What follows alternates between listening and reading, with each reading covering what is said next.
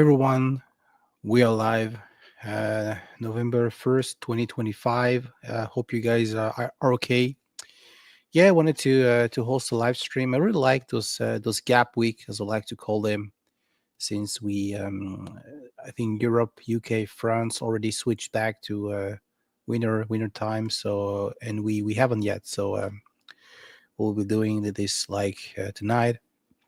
So which means it's only 5 hour difference between the East Coast and the and France. Four hours between Montreal and the UK. So thought might be best timing to host a live stream, since the challenge I always face, when it comes to hosting live stream with several VC friends that are spread around the globe. It's to find the right slot, and it is a challenge to find the right date, the right timing, to have Fred from Australia, band rankings, Mike from the UK, VC friends from Europe, Stunny from Sweden, French guys, German guy.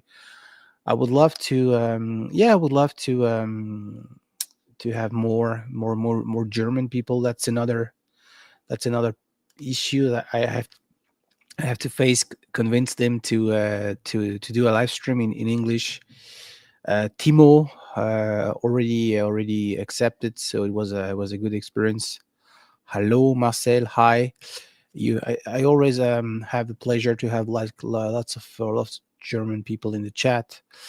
But yeah, I would love to have more interaction with these people on screen. I know Jonas, Vinyl Stockholm, great contributor. He comments to almost every my video, and yeah, I know it is a challenge. So right now it's 3:30 p.m. So Saturday afternoon. It's pretty much. It's not cold, but it's like cloudy. It's typical November 1st, 2025, and it is a very special date, November the 1st. It is exactly 4 years ago that I knew that I was be yeah that I will be moving to Canada. Exactly 4 years ago, November the 1st, received an email with the very good news I was expecting for years. Plus, we were in the middle of COVID, and yeah, finally got this very good news. Your I won't say any details, but yeah, the visa had been accepted, approved, and it was a very fantastic, very gloomy day.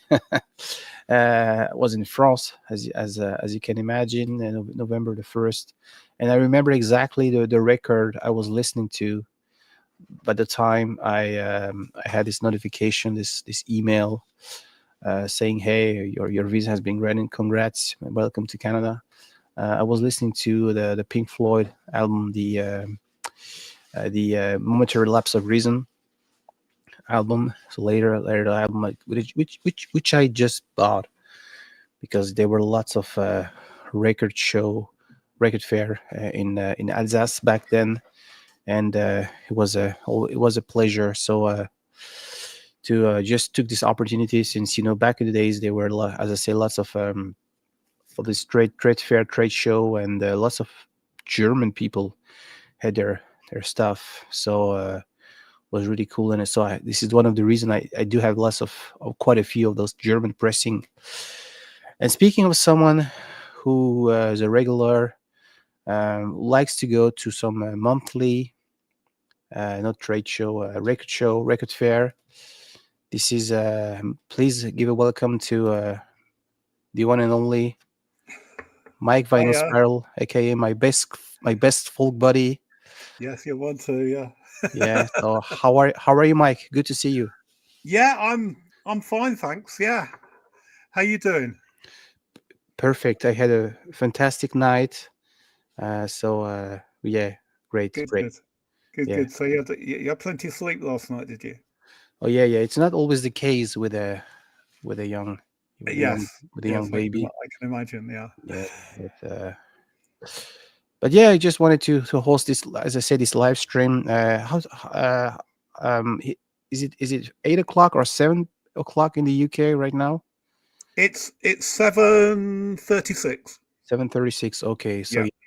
yeah, it's pretty. Because usually when I start a little bit too late, you guys are.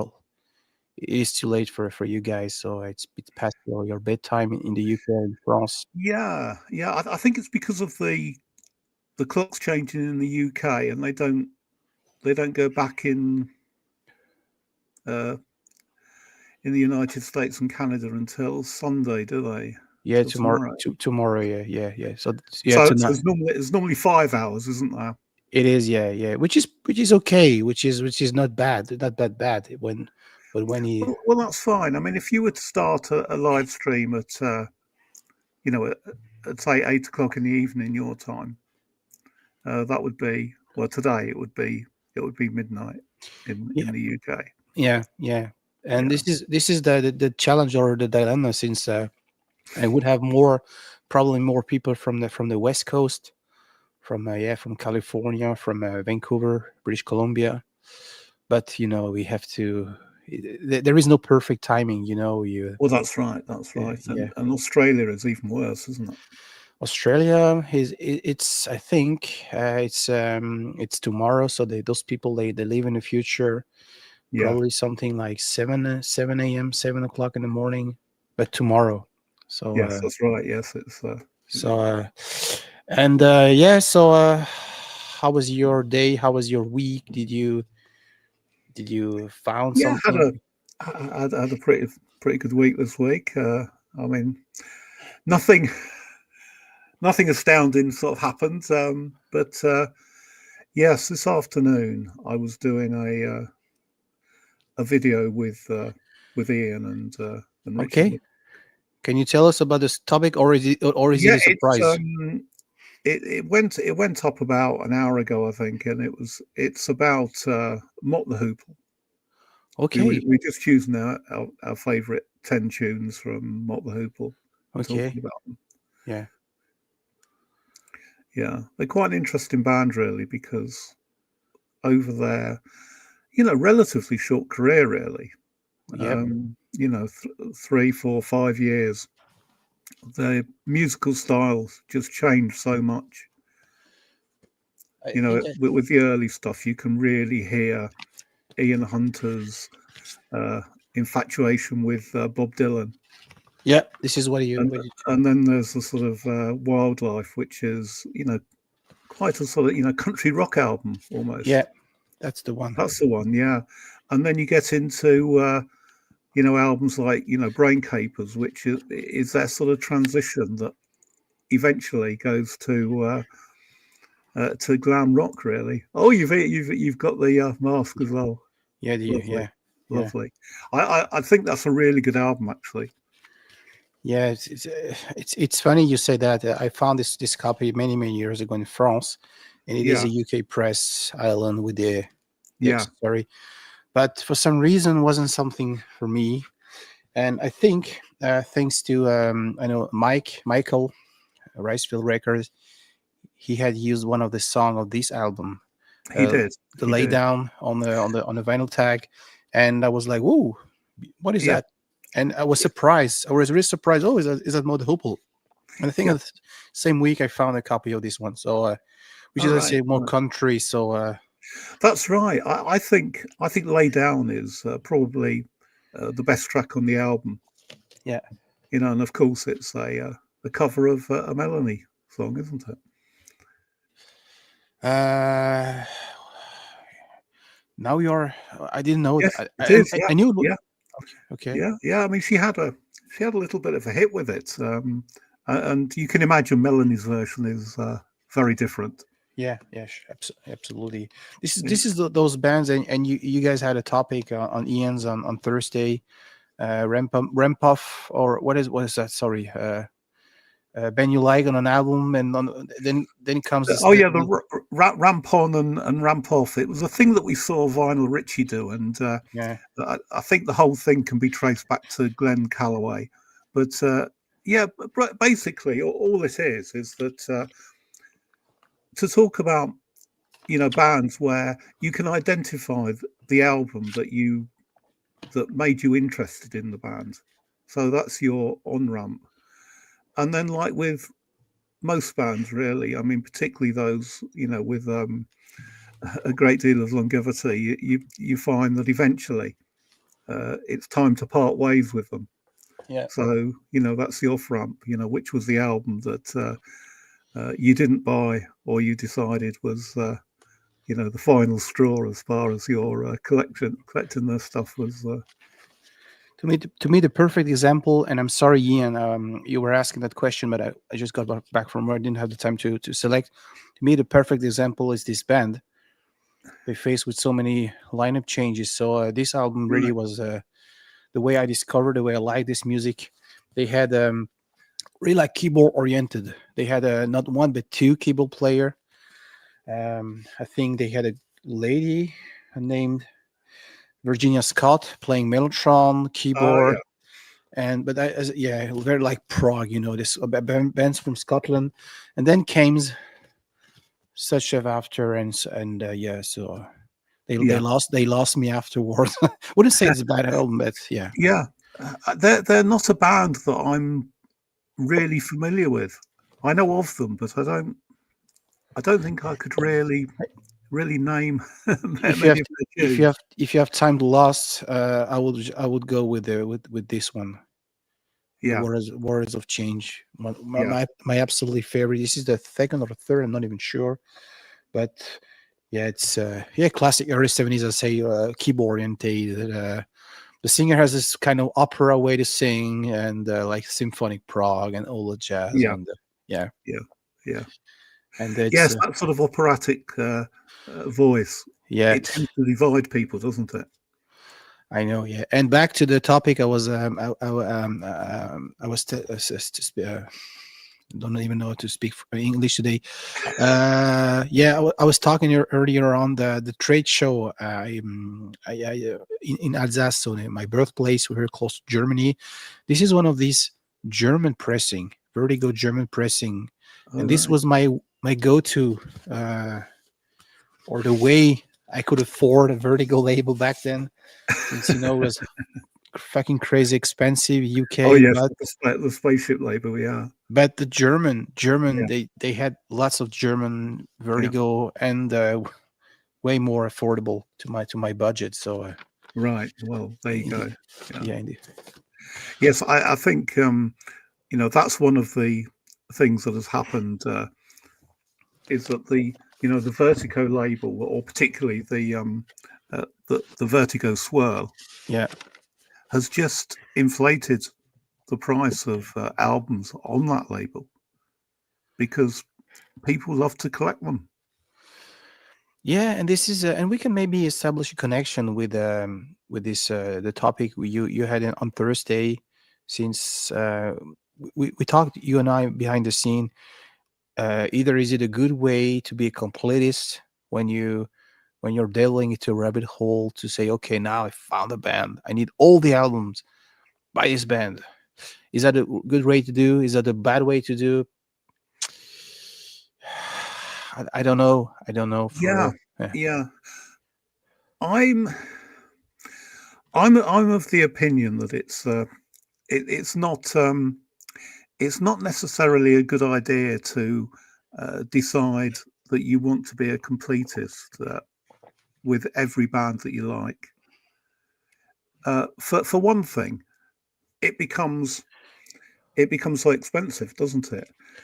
yeah, And I think it can ruin your record collection a little bit because while you're spending money on maybe the 57th King Gizzard album, you could be spending that money on somebody new that you've discovered. yeah. And That's and right. I think nowadays I prefer to do that.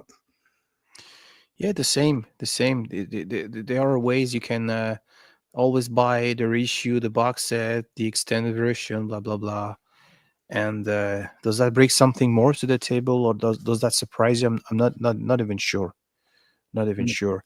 And it's interesting. You said something like, after when a band spent a career over 4 decades, something, Yeah. the risk that this band becomes his own cover band. That's Yes. Yes, I mean this is it. I mean the conversation that I mentioned on Thursday, it was with the guy that runs Wall of Sound Records in Leeds, who is a big Richard Thompson fan. He's a big Fairport Convention fan, yeah. and he said that nowadays he considers Fairport Convention to be little more than a not very good Fairport Convention tribute band. You know, he just thinks it's, you know, the whole thing, you know, it's become a brand, hasn't it? Fairport has become a brand, and it's not it's not what it was, because obviously, you know, it's the creative talent within the band that makes it, isn't it? You know, so Yeah. I mean, Richard Thompson bailed out, you know, many years ago, didn't he? You know, unfortunately, Sandy is no longer with us, and Ashley Hutchins is not around. So you know, you've got you know, I think you have to consider that. You know, is the band with that name really the band that you know and love? Because often I think it maybe isn't. I mean, I suppose there could be examples where uh, the band is better. Or yeah, or an artist that made a incredible great album as the last one. And yeah, there are examples. Maybe Johnny Cash with what he Yes, did. Yeah, that's the only example that would pop in my mind. But yes, that's right. I mean, Johnny Cash, you know, towards the end of his life, he recorded those 3 or 4 albums, and I can't remember what they're called now. What yeah, I don't remember. I only because remember the big song was "Hurt," wasn't it? Hurt. The Yeah, cover of the Nine Inch Nails song, yeah, and and Personal Jesus. yeah, Yeah, yeah, that's right, that's yeah, right, and he completely reinvented himself just in those final years, and you know, you could see that he still had that creative spark within him, didn't he? yeah.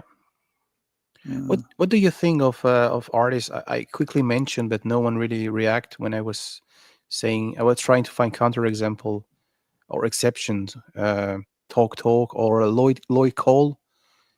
yeah, Um, he he started as a pop with Lloyd Cole and the Commotion. I think, not even yes, sure. that's right, yeah, Yeah, and he later made other. He went to other territories. What's your take on these artists, for instance? yeah. I mean, I don't know an awful lot about Lloyd Cole, but you're right. I mean, he was he was a pop act uh, to start with.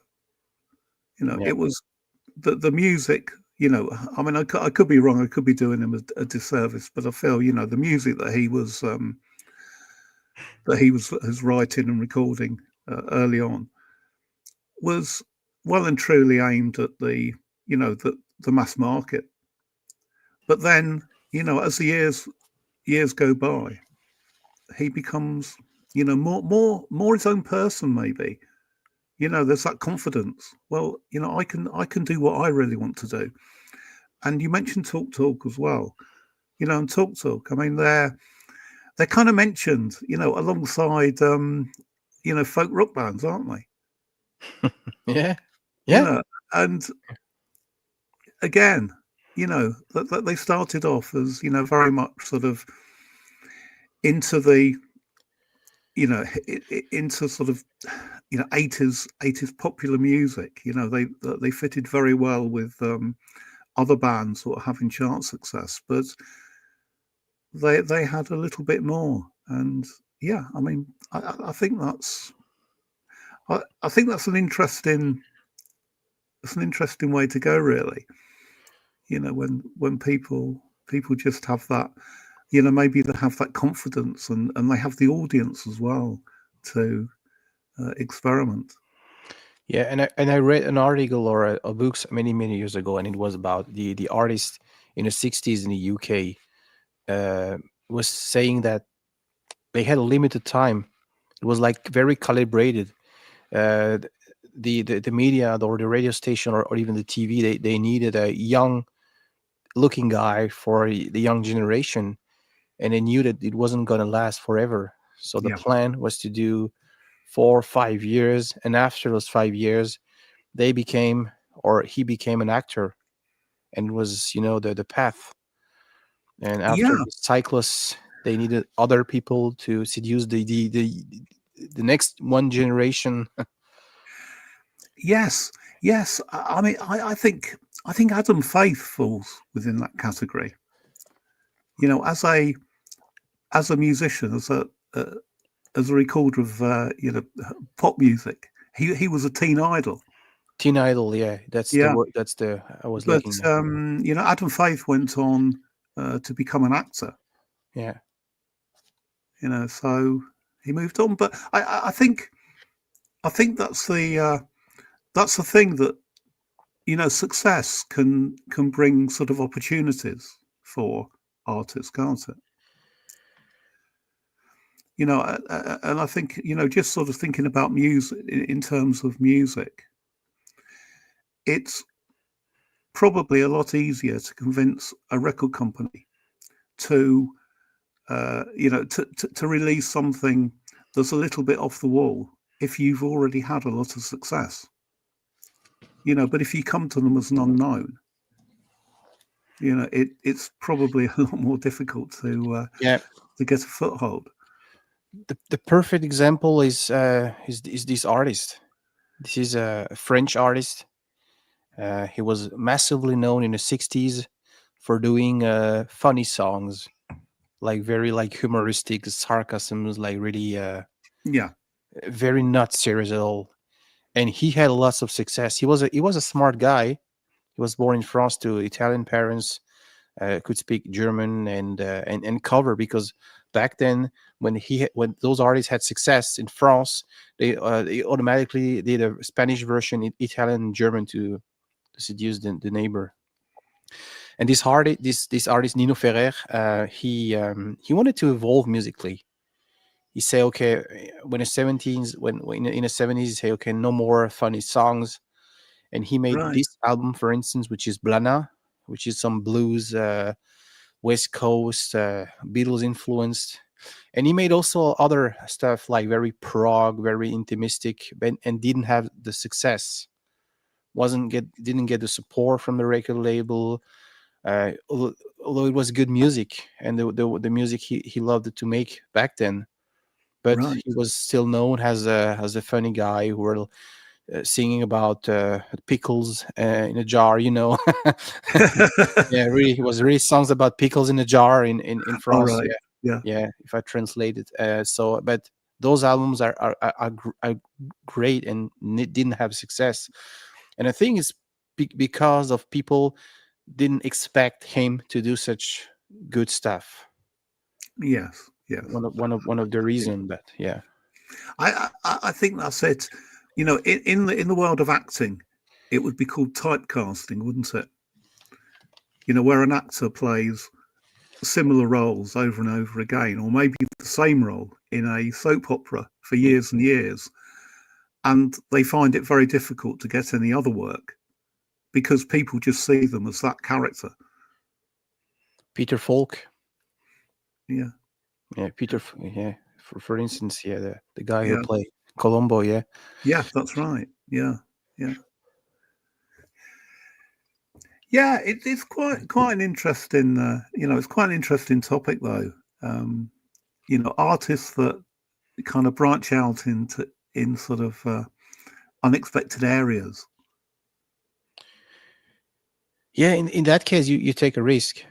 Yeah, Will the fan base will follow me, or will be surprised, or will maybe jump off the train, or will it be a nice opportunity to yeah, gain new fans? Yeah. yeah, yeah, yeah. I mean that's right. But I suppose in terms of you know the teen idols, you know, with their 3 or 4 years of success that was you know guaranteed to them, and then that was that. it's not really a risk, is it, to branch out into something else because your career is over anyway because there's a new there's a younger kid on the block who is filling that space in the market that you used to fill. Yeah, and there is a high demand. Even though when I remember 15 or maybe 20 years ago, when no one did buy CDs back then, it was all about streaming and email, Napster, and all that jazz. I remember they in the TV they say, okay, we Teen Idol are still something that creates a lot of money because 13 or 14 years old kids, they still buy CDs, they Yeah. buy the merch, they go to concert. So and this is the time you emerged all this pop idol Yes. TV show. Yeah. Yes. I mean that's right, and this sort of thing still exists, doesn't it? Yeah, yesterday I watched there is this it's like the Oscar for music. How is it called in the UK? Where artists receive award, like best selling title of the year, best album, whatever. How is Oh it? yeah, yeah. Anyway, it was in France. It takes place once a year in France, and I did watch like 5 minutes. It was I think the end of the show, the ceremony, and I didn't know any of those artists. I didn't know the best selling albums in France pop. I didn't know. I know, I Yeah, know that happens. I mean, in the UK, it's called the Brits, the Brits. and Yeah, it's been going for many years. And yes, the artists that are really selling millions are people that I just don't know. yeah. But My I don't think we're we're clearly not the target audience, are we, for yeah, this sort of mass marketed stuff? but am I too old? I'm not sure because I host we in study we host every Sunday morning a live stream on the French VC Mm, channel, French speaking channel, and we talk about everything. Sometimes people say, "Oh, you guys study, you always talk about stuff no one knows about," and we say, "No, it's like a pub. It's like yeah, everyone's can click on the link, like here. You yeah, can talk about your latest tales if you want to, and we will be snobbish about that. We will be talking about, hey, what is it's interesting. There is something like social. Try to discuss a little bit seriously about that. yeah. So I was like, hey, am I doing something wrong? Because I'm putting myself out. I have a YouTube channel. I talk about music, records, and I don't know the best selling artists in France. Yeah. So yeah, But why not? Why not? It's an interesting it's an interesting thing to do, and you never know. There might be something out there that really is for you that you don't know about yet. And I think by discussing these things, you do learn. You do find new pathways, new rabbit holes to disappear down. yeah. But I think in the vinyl community, especially, people loves to talk about the Beatles and Mm. Pink Floyd and Led Zeppelin, and I think it is a good way to gather people to make views, and people already know the subject, so they have a personal maybe connection with. And I Yes, would see only a fraction of those vinyl community who are interested in in finding out new music and being surprised. Uh, uh, yeah, yes, and that's fine. That's absolutely fine. But music, what you can do, I think, is by talking about the more popular stuff, the stuff that everybody or maybe 90% of people have heard of and maybe have in their collections. You can make personal connections, can't you, with other people, and then somebody might say, well, if you like this, then have you heard of these guys? yeah. And This yeah. you move on from there. This is what I try to do, especially when I talk about French stuff on an English speaking channel. I try to do connection. I try to find the equivalent. I try to give some point of reference. Yeah, Otherwise, everyone is lost in translation. Hey, what is this silly artist, French artist we don't know over here? Come on, I try to make a yes, proper review and all. Yeah, because if I yeah, say, that. hey, this is a French artist from the '60s, no one will listen to that. Come on, bring something more to the table. You have to pick us the interest. But Yeah, maybe I'm just a bit odd, but the thing is, in the 1960s, I I wasn't listening to French music because it wasn't made available to me. It was all, pop music was made in Britain. It was made in the United States, and that was about it. So listen to the radio.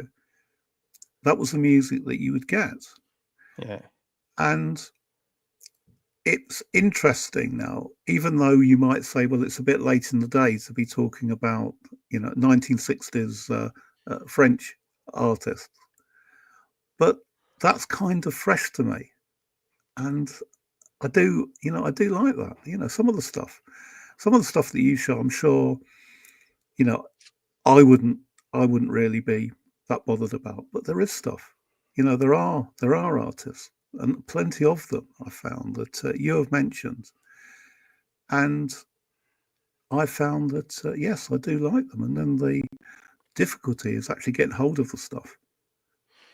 because it is new music to you, like it is new music Yeah, to me, who was yeah, born in France in the '80s, so grew up in the '90s without internet, mm, so without the access to the same music that I do have today.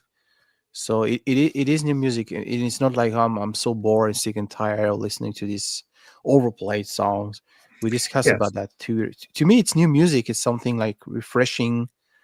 Um, it is also the reason why Idol Disco was so popular in Russia in the early 2000s, because they didn't have the access mm, of that music yeah, when the Iron Curtain was down. And yeah, so they discovered a later stage, but they enjoy it. Is new music to them. So I have nothing. It's there is nothing wrong. no, no, absolutely not, absolutely Yeah, not. But music, yeah, music does, it changes, it progresses, it evolves. And I think that every generation, is looking, to make their mark. And, this is how things change. And I would never subscribe to the idea that somehow sort of modern music is rubbish just because I don't really understand it. yeah, the same. Yeah.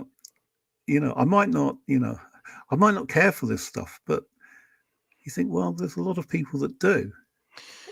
So you can't just write off, a whole genre of music that is Yeah, very popular because you don't happen to like it. they were people who were criticizing the Beatles in the '60s because they didn't understand. They were Yeah, into Bach or Schubert, and yeah, 20 or even 15 years later, we learned at school. This mm, was the stuff at music school that we learn, or and the same now. When I receive some guests at home, and they have kids, I ask, hey, what do you miss music are you into? And I don't listen to their parents, because their parents already always know they know better than the kids. So no, let the kid answer, please. yeah, Let the yeah, kid answer. What music do you listen to? Not try to be snobbish. Not try to be okay.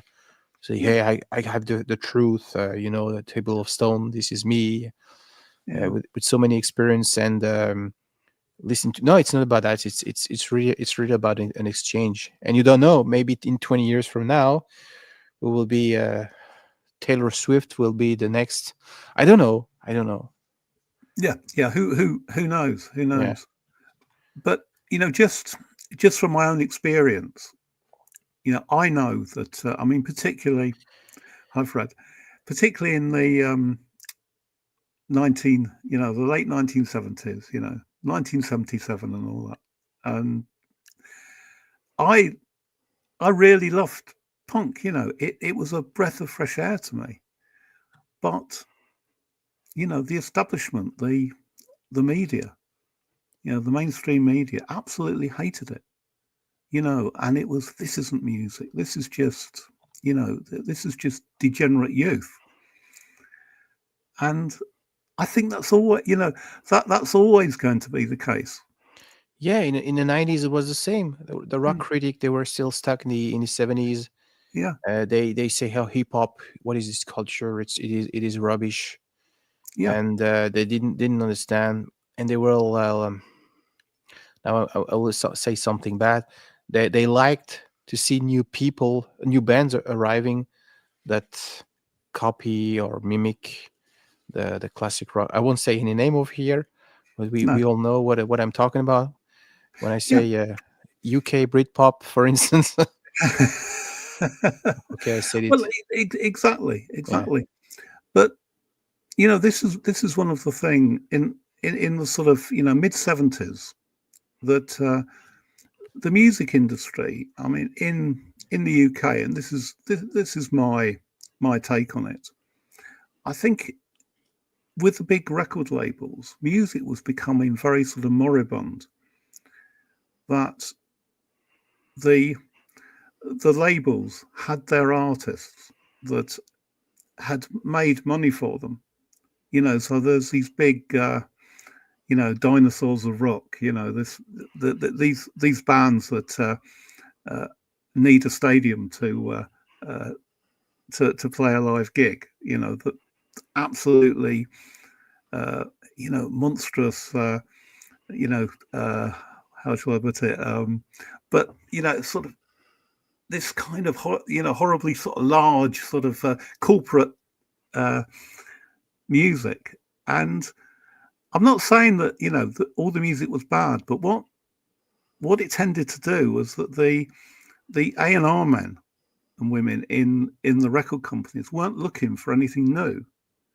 They were looking for something that was making them money. And this gave rise in the late 1970s to the indie record scene. Independent labels, people doing it for themselves. yeah. I read several books about that, and one of the reason this guy was mentioning, it was in 73 there were this big oil crisis, inflation. Yeah, So it was like something really interesting happened back then, like all these circle of university, and Genesis took advantage from that. It mm, kind of stopped because for a record label, it costed way lots of more money to promote an artist to launch without any, without being sure will it do or not. yeah, So consequence, you are extremely you don't take as much risk if the return of investment. yeah, yeah, Yeah, yeah. That's right. That's yeah. right. The record companies were making money, and If at the end everyone of is, the day, they were businesses. if everything is cheap, you can let's bet on this one, let's bet on the other one, let's try to launch this record. It's no big deal. But if it costs lots of money to support an artist, and you want to make money out of it, so Yeah, you do less.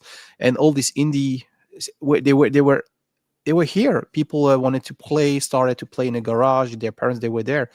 They simply didn't have the support, so they tried something different. They Yeah.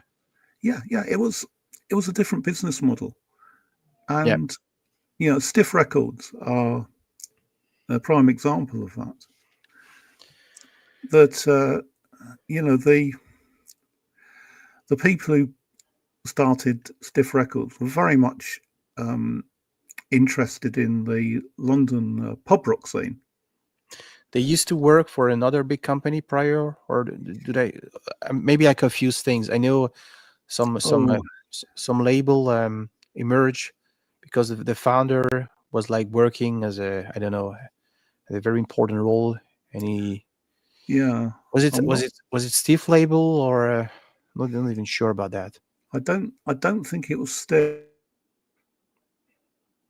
Stiff, because Stiff were just complete mavericks. That they set up an office in a virtually derelict house in West London, and they started to sign bands, and artists that they knew from the London sort of pub circuit, and people like Elvis Costello, Yeah.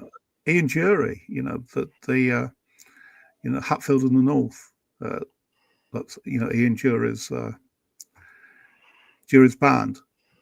That that they were not getting the attention from the big labels. Ian Jury wasn't playing with the Hatfield and the North. No, I know, The Blockheads. It was Blockheads, but before the Blockheads, and my mind has gone. As soon as I said that, I thought that is crazy. He was never in a country rock band. No. No.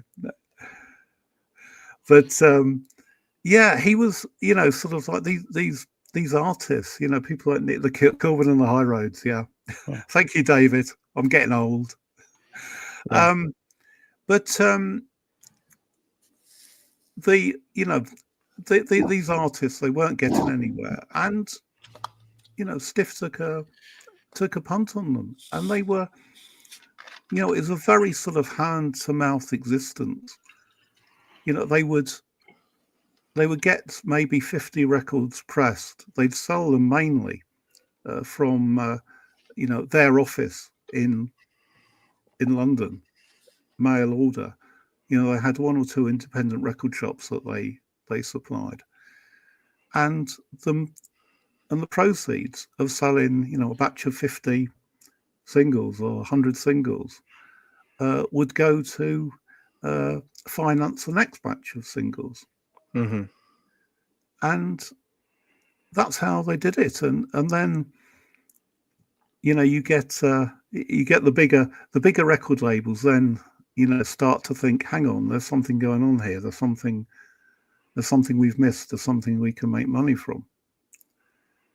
And so some artists managed to sort of gravitate towards larger labels. But there's so many really good record labels, independent record labels around that time. Chiswick is another good example. Yeah. And then Radar, which was really an offshoot of Stiff, when the Stiff partnership sort of effectively split up, and Nick Lowe and Elvis Costello went one way, and then you had Ian Dury on. So a power pop spect of the yeah. But it meant that music became more vibrant. I think there was more choice, and of course it also needed somebody to actually publicize the stuff, and the NME in particular, but also Sounds, were very good at particularly reporting on some of the the early punk gigs. There's a lot of unsigned bands that would be featured in the pages of those weekly newspapers. And then of course John Peel was playing stuff. Yeah. He would play a cassette that a band had sent into him if he thought they were good enough. So there was this sort of there were things happening then. But up to that point, around about 1975, I think things were, things were becoming very stagnant within the music world, and I was thinking that after we'd done the off ramp and an on ramp thing on Ian's, I was thinking that maybe the off ramp of some of these artists said more about me and the direction that I was looking in for music than it did about the band themselves. Because I wrote down the stuff. So with Yes, The album that I decided I just wasn't going to buy was Going for the One. So I bought Relayer in 1974, which I thought was a great album. Going for the One is 1977. Well, I was listening to other stuff, and I think there's another one here. Yes, I didn't mention them before, but Wishbone Ash. Yeah. And I bought New England in 1976, and then the album after that, 1977, was Front Page News, and it was an album that I just wasn't really interested in. So I think it probably says more about me than it does about the artists. I think the artists were continuing to do what they were doing, but I just lost interest because I was looking for something else, and that something else obviously happened to be punk. Mm-hmm. Hi, Dave. Good evening. Hello, guys. Oh, yeah. What's your take on what is happening in 75, 76 in the UK? You were fully into prog back then. Well, I was into prog and classic rock. I think that was the truth. And but I'll tell you what was definitely happening is that the charts were in the doldrums. And that in the early 1970s, you had glam, and you had some hard rock would get in there, like Black Knight by Deep Purple and so on. And you get some of the 60s bands that were continuing. And then around 1975, we ended up with Eurovision, Brotherhood of Man, Mud, although that was slightly earlier, 74 or something, 73, 74. But you ended up where there was no movement because there was an explosion of music in the early 1970s because prog grew massively, classic rock grew massively. The wealth of the average music lover had improved, so they were buying good stereos and all that sort of business. Instead of a little mono box, they were buying music centers and so on. And so albums just exploded. And in the single charts, it was just everything was in the doldrums, and it just needed punk came along. And it's common, it's a common misconception that punk saw the end of prog, but actually all it did was kind of thin out the competition for the dollars and pounds of the record buying public. So it was mid-70s, about the best sort of pop bands we had back in that particular time were the likes of the Electric Light Orchestra, who some people even thought that they'd already peaked artistically earlier. When they came out of the Move and so on. Yeah. But they became very, very popular, didn't they, in the mid and later 1970s. And they survived because, Jeff Lynne was fantastic, absolutely brilliant. Yeah, what he did. But it was shit in the singles charts. And know what? Just one last thing. The reason why that punk did not destroy prog is that prog is an album format and punk was a single format. Just albums were like kind of compilations, but they were singles bands. They all put out multiple singles before they even got a chance to make an album. Well, yeah. But I think there are still, there's still some very good sort of punk albums. Definitely, yeah. But I agree with you though that even earlier than that, I think the music that I was buying around about 1972, there was very much a sort of albums bands and singles bands sort of split in my record collection. So the sort of singles I was buying were, glam rock bands, people like Slade. The cream rose to the top. It was still the good stuff. Yeah, and I was listening to all of that stuff, but then I was buying, the albums I was buying though were albums by Genesis and Yes and Led Zeppelin. So it's a completely different thing. But for me, by the time got to got to 1977, and I think it's because I was just so taken by the whole punk thing that I kind of abandoned prog. And there are some prog bands that maybe made their debuts or made their mark in around about 76, 77 that I hadn't really paid a lot of attention to until maybe many years later. Yeah. You know, I didn't discard prog. I just filed it away. Yeah. And just enjoyed the new stuff as it came along. And I used to buy the NME and Sounds and Melody Maker every week. I was just so voraciously hungry for new music. Yeah, exactly. But it's an interesting thing. But I think also that the way the big record companies ran their businesses actually really helped to facilitate punk in the end, because of the whole sort of DIY movement that started. When indie meant independent music. Yeah. And so there became there was another music industry, albeit very, very small, but particularly in the UK it became very influential. I think also around that time, you'll remember this, Mike, is that the music journalists in the weeklies, they had nothing to write about in the mid-1970s. It was the same old legacy bands from the 60s and 70s. Yeah. And the charts were full of crap. Not always, but generally speaking, there was a lot of crap around. And then punk came along, and it kind of typically emanated from London, where most of the journalists were based.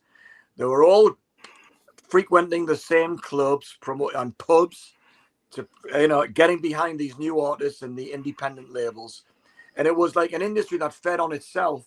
Yeah. And for us who lived through it, it was super exciting because it wasn't just like some of the fairly pedestrian punk of the time where, you can tell. I mean, we also, we saw lots of bands back in the day around that particular period who were here today, gone tomorrow. But some of the punk bands of that time lasted decades, and it was just. And it was kind of these journalists were just fighting just column inches on this band that was popular this week and gone the next. But from that whole movement there came a whole plethora of fantastic bands that lasted for ages. Yeah, I mean there are some enormous names that came out of not necessarily the punk movement, but the whole sort of indie scene. And I'm thinking, I mean, probably Elvis Costello is probably the biggest of those. He wasn't getting a break at all, and then Stiff took a chance on him, and the music industry sat up and listened. Nick Lowe, Dr. Feelgood. Yeah. You mentioned the Enduri earlier. All these artists were on the scene, but they didn't have a journalistic movement behind them which said, actually, we can package this whole thing up as the great new movement in music and blow away the cobwebs of what was going on in the charts. And I think it succeeded brilliantly. Yeah, that's right. But eventually, you have people like John Peel was always a champion of new music, wasn't he? But of all types. Yeah, that's right. And folk, of course. Yeah, absolutely. Yeah. He'd been doing the same thing for years and years and years. Yeah, way back in the 1960s, he was the champion of new music. Yeah. But then in the mainstream, weekly music press, there were people like Tony Parsons and Julie Burchill that decided that they were going to sort of hang their hats on punk rock. And the latter now writes for The Spectator. Yeah, I know. I was just going to say I'm not necessarily a fan of these people. She's still a great. in She's their still own a great right. fucking writer. I'm telling you, she's amazing. Yeah. She's just as cutting as she always was. Yeah. She was always looking to Provoke, wasn't it? Provoke, yeah. to stir things up a little bit. Yeah. But Tony Parsons was a great writer too. Absolutely. Yeah. Absolutely. Yeah. And also, you know, that period, and it kind of it went through the 1980s as well. That's when you used to have DJs who would speak to the audience before Zoo Radio came along, and people were invited to listen into some other people's conversation. And you know, there was a great loyalty towards people like John Peel and Alan Freeman and Johnny Walker in the UK. You know, they're very, very influential figures, all of them. Yeah, and I can remember when I was a teenager that I used to listen to Alan Freeman on a Saturday afternoon. Yeah, on Radio 1. Yeah, and then you know, John Peel weekday evenings, and that was my main sort of radio listening. Yeah, I've got a stand here. I'm just messing about with it to try and get it to it. But of course, so Alan Freeman was a big, you know, he was a big name. You know, he was very much into, you know, the mainstream of Radio 1, wasn't he? Freeman he used to introduce the charts on a Sunday evening. He wrote to me. Did he? He wrote to me. I've got a letter. I found it about a month ago. All right. He wrote to me in response to my letter to his, to be fair, but he was packing in the Saturday Rock Show, and he was asking people for recommendations for, if you like, a set list, a playlist for the last show. And I wrote in because I was dead keen listener of him, and he wrote me back and got a little letter, you know, a couple of paragraphs and an autograph. Yeah. Oh, that is really nice. Yeah. So what did you suggest? Probably at that time, probably something like One for the Vine by Genesis or something like that. Yeah, it was probably because I was kind of one of the things that Freeman was amazing. I mean, John Peel would play 2-minute rock songs, one after another. You know, The Fall and later on The Fall, and of course all the punk stuff and everything. But Alan Freeman, he would go long form, so he would play Vangelis. When Genesis released Wind and Wuthering in the back end of 1976, he played the whole of side one, just like that, you know. Yeah. And I remember sitting there with a microphone up against the radio trying to record it because the album proper wasn't coming out, I think, for a couple of weeks. And I remember halfway through the recording, my mother stuck her head around the door and shouted at me and said that my tea's ready. And I had that on tape for years. Yeah, you know what, David? That's exactly what I used to do with a little, you know, just a little portable cassette player. Yeah, the same. Yeah, and a microphone, and you hold it next to the speakers. Yeah, that was it. I don't know how it was in the UK, but in France there was a difference whether you grew up in a small city or in like Paris, and this is the discussion I often have with Sonny. He grew up in Paris, so he had access to all this concert, to all this emerging scene, which was not something I experienced myself, since I grew up in a very small village with fuck all.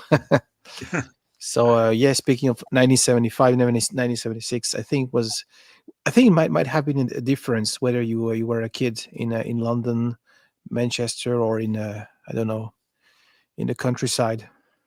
Well, when I talk to people in North America, you know, like when we had the MJK meetup in July, I'm just amazed about these long-term music fans haven't seen these bands, and it's because they're not on the circuit. They don't live on the circuit. So if you live in, like, you know, Leeds, Newcastle, Manchester, London, Paris, of course, Marseille, maybe. I don't know where else in France would be a great population center. Lyon. Or Lyon, of course, yeah. And you'd see the tours would go through there. But if you live out in the sticks like you used to do, you know, people didn't travel to gigs like they do now. I mean, a few people did, but most people just went to the low. You didn't have to travel because, I mean, I was in Newcastle, which is a medium-sized city in the UK, of course. And in autumn, winter, and spring, there'd be like 3 bands a week. I would go and see either at the city hall or more of a club. We used to call it the Mayfair. It used to be called the Mayfair. And if you were out in the sticks and you had to travel 100 miles, you just wouldn't see these bands. No. That's exactly right. And I grew up on the south coast in Sussex, in Eastbourne. I'm sorry about that. I know it's terrible. And bands, for some unaccountable reason, all the big bands decided to bypass Eastbourne. Well, you got Brighton, haven't you? And there was Brighton, and that's what I was going to say. That Brighton was 20 miles down the road, fairly easy to get to on the train. London was an hour and 20 minutes on the train. But in order to go to these gigs, you had to plan in advance. There was none of the sort of spontaneity of going to a gig, just deciding, we go to that gig tonight. So how do you get home? I would always have to plan it. But when I went to university, came up to Leeds, I was going to gigs all the time at various little venues, round and about. And well, I was having a bit of a message exchange a few months ago now, I remember, with James Griffiths, and he's based up near Lancaster. And my eldest daughter was at university there until recently, and they've got a big display in the university of all the bands that used to come through. And of course, these bands don't play the university circuit anymore, but they had everybody, that Costello, The Clash, U2, and before that, they had some of the big names in the early 70s as well. And so even if you weren't seeing the big bands, you were seeing the up and coming bands who would later be big because you were seeing them at universities. Now you just don't. Yeah. I mean, that's right. My wife went to university at Lancaster, and when she was at university at Lancaster, I was at university in Leeds, and we were going out with each other at the time. So I used to travel over to Lancaster, quite a lot, and she would come over to Leeds. So, I've seen quite a few gigs at Lancaster University. Yeah. Those university gigs are just amazing, Yeah, well, they used to. I remember seeing Dire Straits at Newcastle University, and The Clash at Newcastle Poly. Yeah, I've seen all sorts, and you expected the bands to come, didn't you? It wasn't like it wasn't sort of unusual. It was just you just expected that they would come along, and of course there was that BBC television program in the late 1970s, Rock Goes to College. Yeah, that's right. Yeah, and they'd broadcast about an hour's worth of a set late at night, maybe during the week. It must have been during the week, mustn't it? Maybe Friday night or something like that. Yeah. Great stuff. Great stuff. We were very lucky having access to these tours of bands that eventually became legends. And now, I've got my girls, they've they're kind of older now, and a gig for them is going to see a female pop star with a dance troupe around them. The bands don't get in the charts anymore, really. It's pretty rare. It's maybe some legacy bands from maybe the 90s or the early 2000s. They might bring a new album out and a single might get in the charts, but there's no up and coming bands that can make the charts because it's all dominated by pretty generic pop music, really. But that's what the youngsters are listening to now. Well, that's right. Yeah. And it's all marketed through social media, though, isn't it? I've got to tell you this. My youngest is at university, and she's had a house party a couple of nights ago. About 50 people showed up. Lives in a house of about 8 others, and I was talking to her because I took her there on Wednesday back to university, and after a week off, and I said, "This house party, aren't you worried about the neighbours? Because all the loud music. Because when we used to have house parties back in the late 70s, early 80s, for me, we used to kind of turn the music up to the max and then walk up the street the road, you know, and see if we could still hear her from 100 yards. And just said, no, nobody's got a hi-fi, nobody's got a big speaker. They've all got these little portable Bluetooth speakers. So these student houses are much quieter than they used to be. So, yeah, that's quite an interesting concept, you know, a silent disco. Silent disco. Yeah, they introduced that in France 10 years ago, I think. People had their headphone and made really silly. But we discussed you and Mike the fact that whenever I go to the UK, you know, to find this amazing venues, you know, iconic. It's not really about stadium.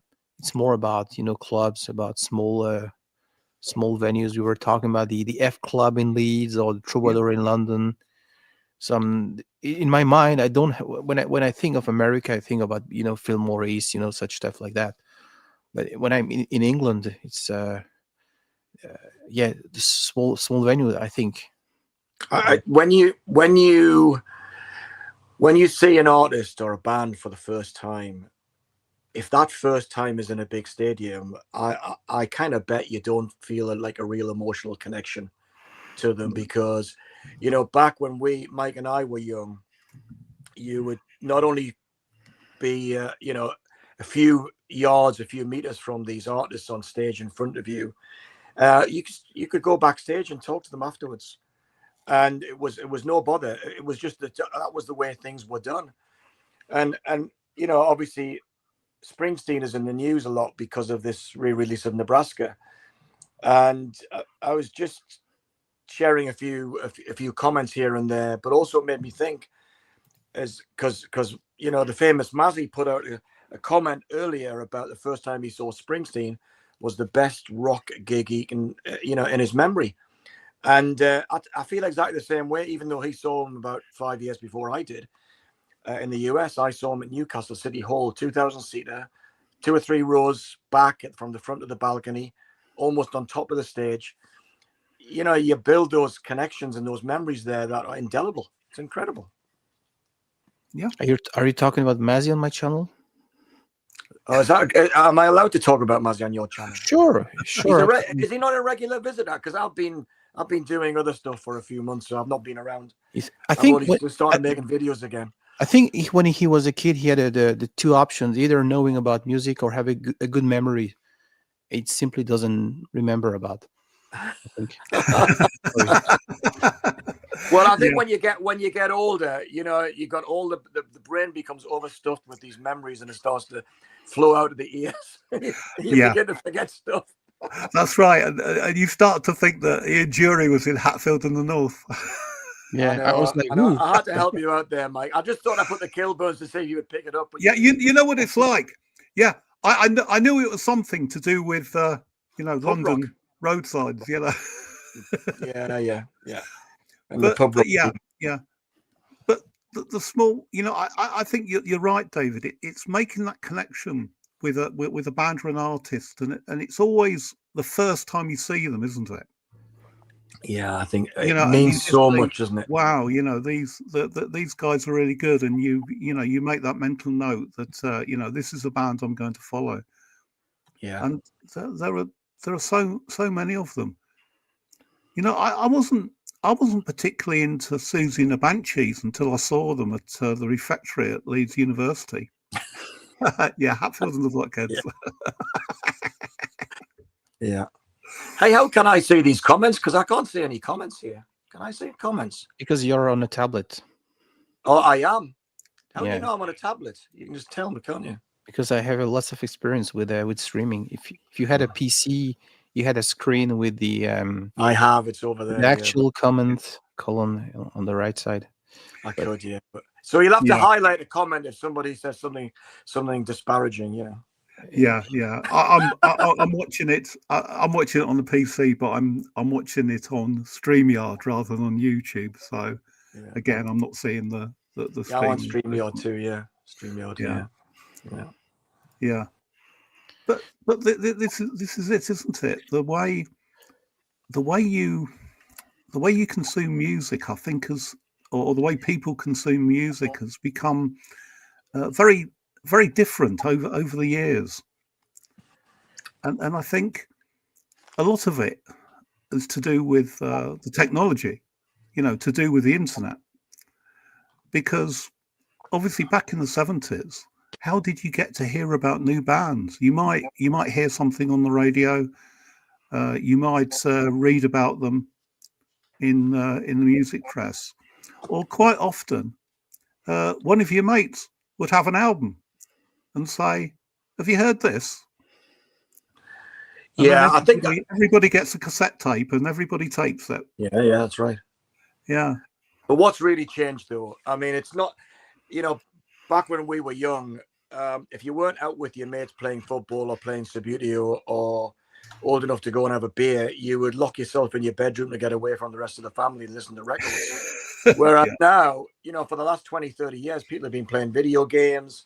They've now got YouTube or Snapchat or TikTok at the fingertips.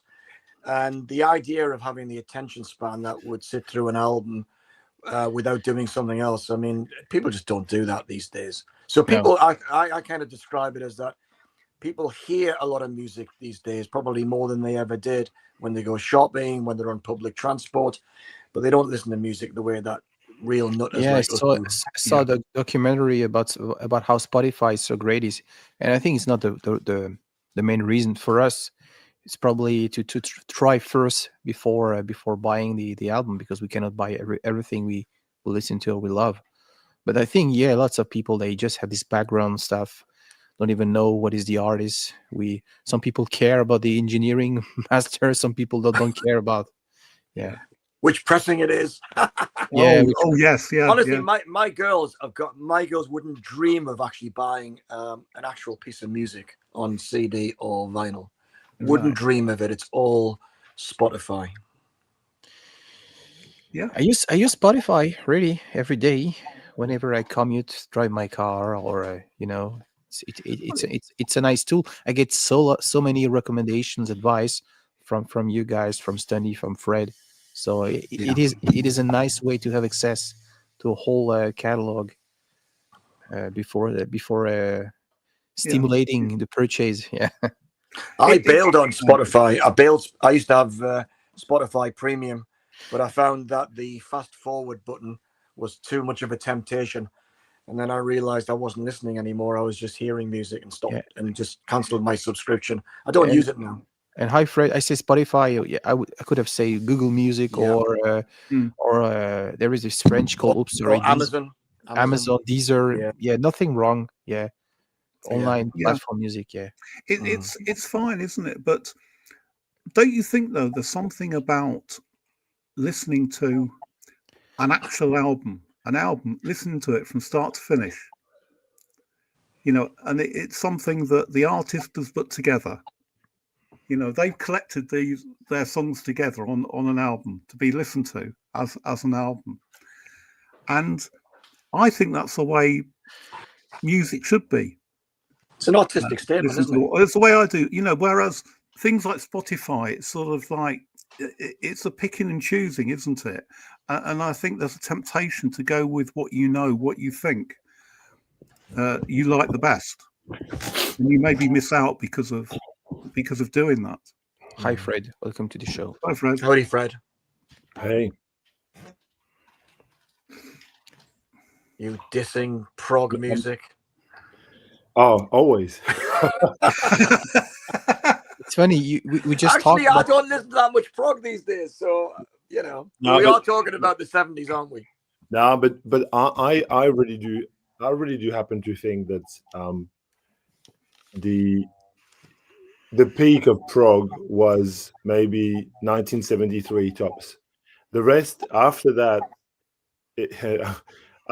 it's superseded by things like glam. You've got Roxy Music that comes in, and you've got other, punk.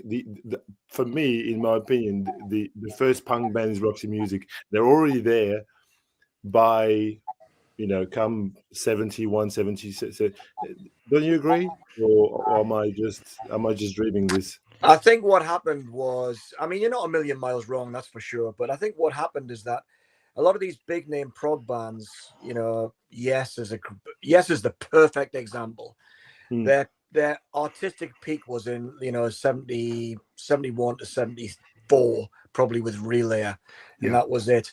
But the record company must have leaned on them and said, hey, it's all about 3-minute rock songs now, so let's cut back on these 20-minute epics. And then they produced albums like Tomato, which is an absolute turkey of an album. Yeah. And a lot of bands, I think, kind of got off, the prog bands who were hanging on by the fingertips in the early 1970s just completely disappeared by the mid and late 70s. But the good bands stayed around, and yes, became resurrected later on when they returned to the long tracks. So the long-term fans still had something to enjoy from them. But they, I think the record companies must have been hammering all of these bands to say, you need to write hit singles, Don't Kill the Whale and all that sort of stuff. You need to get on the radio, because these indie label bands like the Stranglers and the Sex Pistols were getting on the radio. That's the first punk album. Just Spectrum Archives. Yeah. Well, it's not. I mean, well, yes and no. I mean, it's disputable what you call punk and what's not. Yeah, it is. I think punk is more about an aesthetic than the sound, to be honest. Yeah. It's more about what Mike was talking about before, DIY. This kind of DIY is the essence of punk, really. It's people who couldn't really play music, but thought, well, if you know 3 chords, it's enough to make a song. You look at the Sex Pistols; it's a great example where they really can't play music. I mean, the singer can't sing, the guitar player can't play guitar, but they make music, which is pretty good. And it's funny. We discussed that on last Sunday with 2 French people in their 60s, 70s, whatever. So they knew about when punk came along, and they said something interesting. We were talking about rock in opposition, and they said that punk came along was in a reaction to what punk had become back then in the UK. Would you guy agree? You'd have to say that again for me to understand it. Yeah, I think prog had become, maybe something. How could I explain? No, I think it's complete bullshit. It's complete. Let me just be direct. It's complete fucking bullshit, because punk was a singles genre. So prog artists never got singles in the charts. They were servicing a different demographic. You can't put a 17-minute song on a single. You can't. No. It would sound terrible, wouldn't it? Yeah. It's an absolute myth. It's bullshit. Punk came along to blow away the shite, like Seasons in the Sun and Brotherhood of Man and Save Your Kisses for Me and all this Eurovision shite that was done. Oh my god! Yeah, absolute crap. It had nothing to do. It did because it didn't affect Led Zeppelin or Deep Purple any more than it affected the likes of Genesis. It affected Yes, because Yes compromised the music, but it was all about trying to get onto the charts, and it's completely different. 7-inch versus 12-inch. It was a different thing altogether. But don't you think, though, that, having quoted all these horrifying names, Terry Jackson, oh yes, David Essex, and people like that. Yeah. Don't you think that it was a saving grace that bands like we'll talk about Ian Dury, the Blockheads, and you're talking about you can name hundreds of them, the Gang of Four, for Mike who lives in Leeds, or the Mekons, or there's so many of those bands that came out of that scene. Don't you think it was a saving grace for you people? 100%, because it brought a bit of danger back into the charts, a bit of controversy back into the charts, because everything had become vanilla. You had like these novelty singles, like something about loving grandma or something. All that. Yeah. Oh yeah. There's some Winifred no one quite like grandma, style, wasn't it? Yeah. But yeah, it was amazing what it did. I mean, Ian Dury, I mean, fantastic songwriter, and there was a bit of a hint of danger that must have attracted men or young boys of a certain age to say, "We're not listening to Eurovision anymore. We're listening to this." Ian Dury, you could say, was a true original. He was one of the greats of that late period. You listen to those. Yeah, I remember the absolutely. first time. I remember the first time I ever heard Spasticus Statisticus, thinking to myself, "You can't do that, but you can." He pulls it off. It's just really strange, but it's. I think I could always go back to that music because it's, for me, in my own personal musical journey, if you will. I think I have most of the music that I genuinely love is probably in that period of time between 77 or 70, 77 to 80, 84, like that post-punk period. You love post-punk, right? You love post-punk. Which I think has the bulk of it connects with me in ways that maybe other things, I mean, everything just about connects with me, but that typically connects with me even more because there's so much invention and there's so much cross-pollination of things.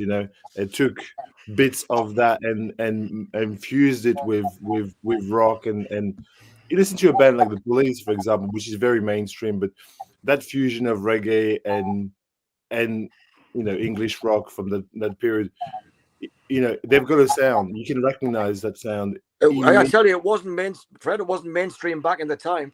Yeah, no, it wasn't mainstream, but it's become mainstream since. Oh, it is now, yeah.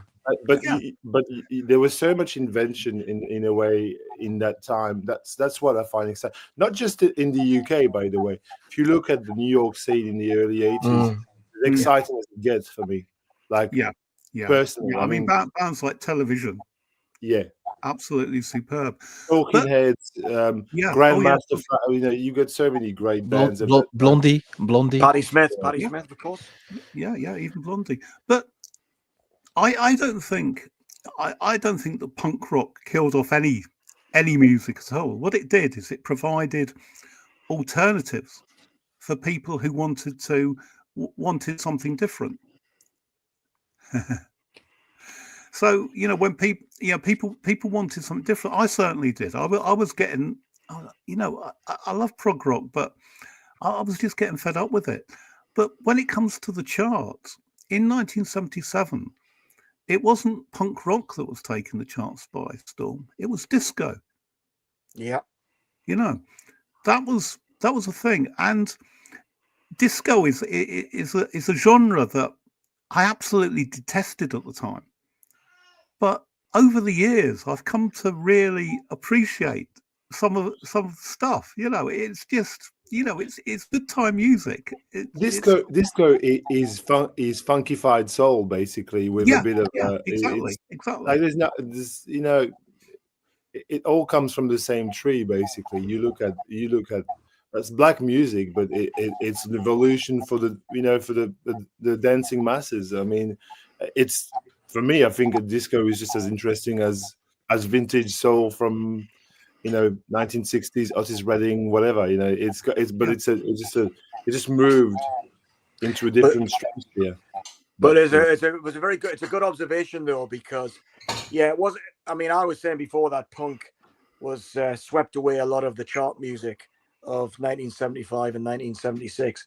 But Mike, you're right to bring it up, because I think there were two massive movements at the same time, and disco was the other one. So well observed. Because I think disco is fantastic. I love it. I loved it at the time. So I could kind of pogo and avoid the spit from other fellow fans at punk gigs, and then go to a nightclub and dance to George Benson or Donna Summer. The next. We need picture of that. We need picture of that. What, me dancing or avoiding spit from other fans? Yeah, absolutely. But that's right. And I can remember that back in 1977, girlfriend was saying, there's a film I really want to go and see. and it was Saturday Night Fever. Yeah. And I think at the time I thought, oh, do we have to? Do we really have to? And you know, I was dragged along, and I really enjoyed it. It's a really good film, and it's some of the best stuff that the Bee Gees have done for years, I think. Oh, look at that! Oh, there you go. There you go. It's a good album, isn't it? Okay, Oh. let's talk. The Bee Gees are amazing. Aye. Love it. Love it, love it, love it. Yeah, my mother has this one on tapes, and I listened to this one when I was 13. Yeah, I know every song. Yeah, I have a bit of for me. You Should Be Dancing is kind of guilty pleasure territory for me. When I hear that song, yeah, it's kind of, there's something fun about that. That toes tapping. yeah, that's right. yeah. But for me, I mean, if we talk about disco, because it's not a genre that's discussed very often on the vinyl No. community. I don't think. But if we take, for me, I was in the. I took a road trip yesterday, a couple of hours away from Melbourne, and I've got this playlist, and it's all sorts of, well, like 80s classic mixed with a bit of late 70s. There's a bit of chic and a bit of Sister Sledge, and that's mixed with Bowie and other things of that time. It's easy to drive to because it keeps you awake. It's all Nile Rodgers. And I Feel Loved by Donna Summer is on that playlist. To me, there it is. That's the moment where disco got really, really, really interesting. Yeah. It's Moroder, Georgia Moroder, and the inclusion of that kind of almost Kraftwerk-esque, electronic backbeat, the fusion of black dance music with this cold yet danceable European sensibility, Yeah. which actually created a whole different beast, which inspired in turn. I think it was a big source of inspiration for the new wave scene in England. I think people heard that record. Even Johnny Rotten, John Lydon, interviewed in 1977 or 78 on Capital Radio, said that was one of his defining records. He was calling Tim Buckley, like, people was stunned because I heard the interview, and he was talking about Tim Buckley, Can. He was a big fan of Can. He was a big fan of Van der Graaf Generator. Kevin Coyne, and then he talked about, I think, Moroder and I Feel Love, and you think, yeah, he actually listened to the right kinds of music, and he knew he was so switched on musically speaking, such a broad range of taste for somebody who made that kind of music.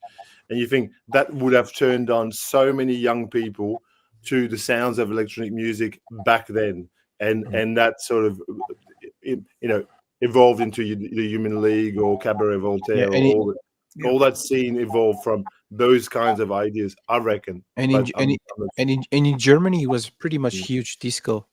They had I think they had a TV program on every Saturday evening on the first German television called Disco. And when you take a look at the Germany back then, they were pretty much conservatism and still Catholic country. And I think it helps the young people to Seron, yeah. Do you know this? I don't know it, no. No idea. Oh, he's a king of French disco. Yeah, the absolute king. Yeah. Supernature. This track. Look at that sleeve. Look at that sleeve to start with. I know. Yeah. It's. I'll just show you the. Wow. That's my kind of sleeve. It's totally. That looks really interesting. Yeah.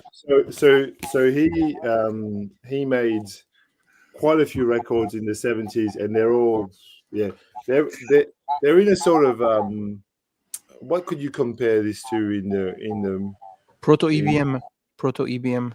but yeah, it's hard to compare, but it He was is, a drummer. He was a drummer. He was a genuine drummer at the Yeah. beginning. Yeah. Yeah, it is. Yeah. Yeah. But no, very cool. If you want to get into disco that you haven't heard yet, Cerrone, Theron, very yeah. cool, very But good. speaking of, Donna Summer. What is it Giorgio called? Moroder. Yeah, Giorgio Moroder. I prefer the Patrick Coley remix. The I Feel Love. It's crazy. It's insane. Yeah.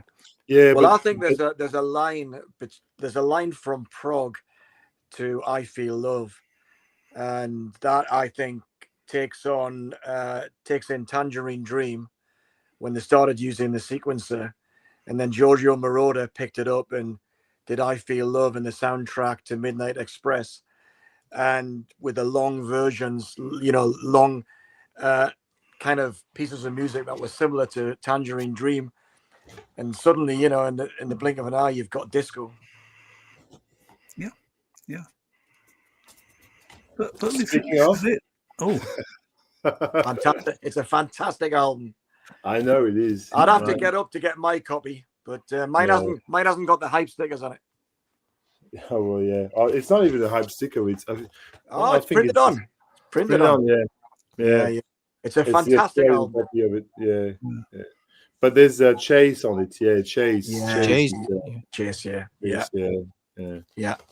But the thing is, Romu was quoting Patrick Cowley. I don't know if you guys, No. have you heard of? Do you know Patrick Cowley? Sylvester Patrick Coley. He was a sort of a genius that died way too early. I think he had AIDS, unfortunately, and he made a lot of kind of progressive electronic music. I think he's from New York, but he made a lot of really, really underground kind of influential electronic music in the late 70s. Died way too soon. His work is very worth investigating because it's the line between progressive electronic and disco. It straddles that line. The line that Donna Summer and Giorgio Moroder actually made mainstream, basically. But when Romu says this, I still think that the original version that you heard on the radio is so ahead of its time, regardless of any remix. Like when you hear that's background electronic track that he's created with the sequencer, it's straight ahead of anything was playing at the time. I think it's already very avant-garde for its time. I think. Would you agree or not? Yeah, totally. I would. Yeah. I I'm talking about the people who lived through these times. I mean, definitely. I mean, I remember John the 6-inch pianist had the Friday jukebox or whatever. I think the jukebox thing he does. Yeah. And I picked 3 singles, and my first one was, or my second one was I Feel Love. And I remember that when it came out at the time, I'm having this. It's absolutely so different to anything I'd ever heard anywhere close to the charts. And I was a Tangerine Dream fan, but they were nowhere near the charts. Not in the slightest. It was amazing. It's the intro. It just drags you in, doesn't it? Oh, you just want to you want to hang around to see what happens next. And it's a wonderful, wonderful song. Yeah, it's fun. It's absolutely fantastic. Yeah. But Patrick Cowley, worth it always work. A lot of his work has been reissued by what's the label called? I'll pull it out. I'll show you. It looks like the one from Motown. So here's some kind of proto disco electro that's really, I reckon, is really, if you've never heard, is really worth.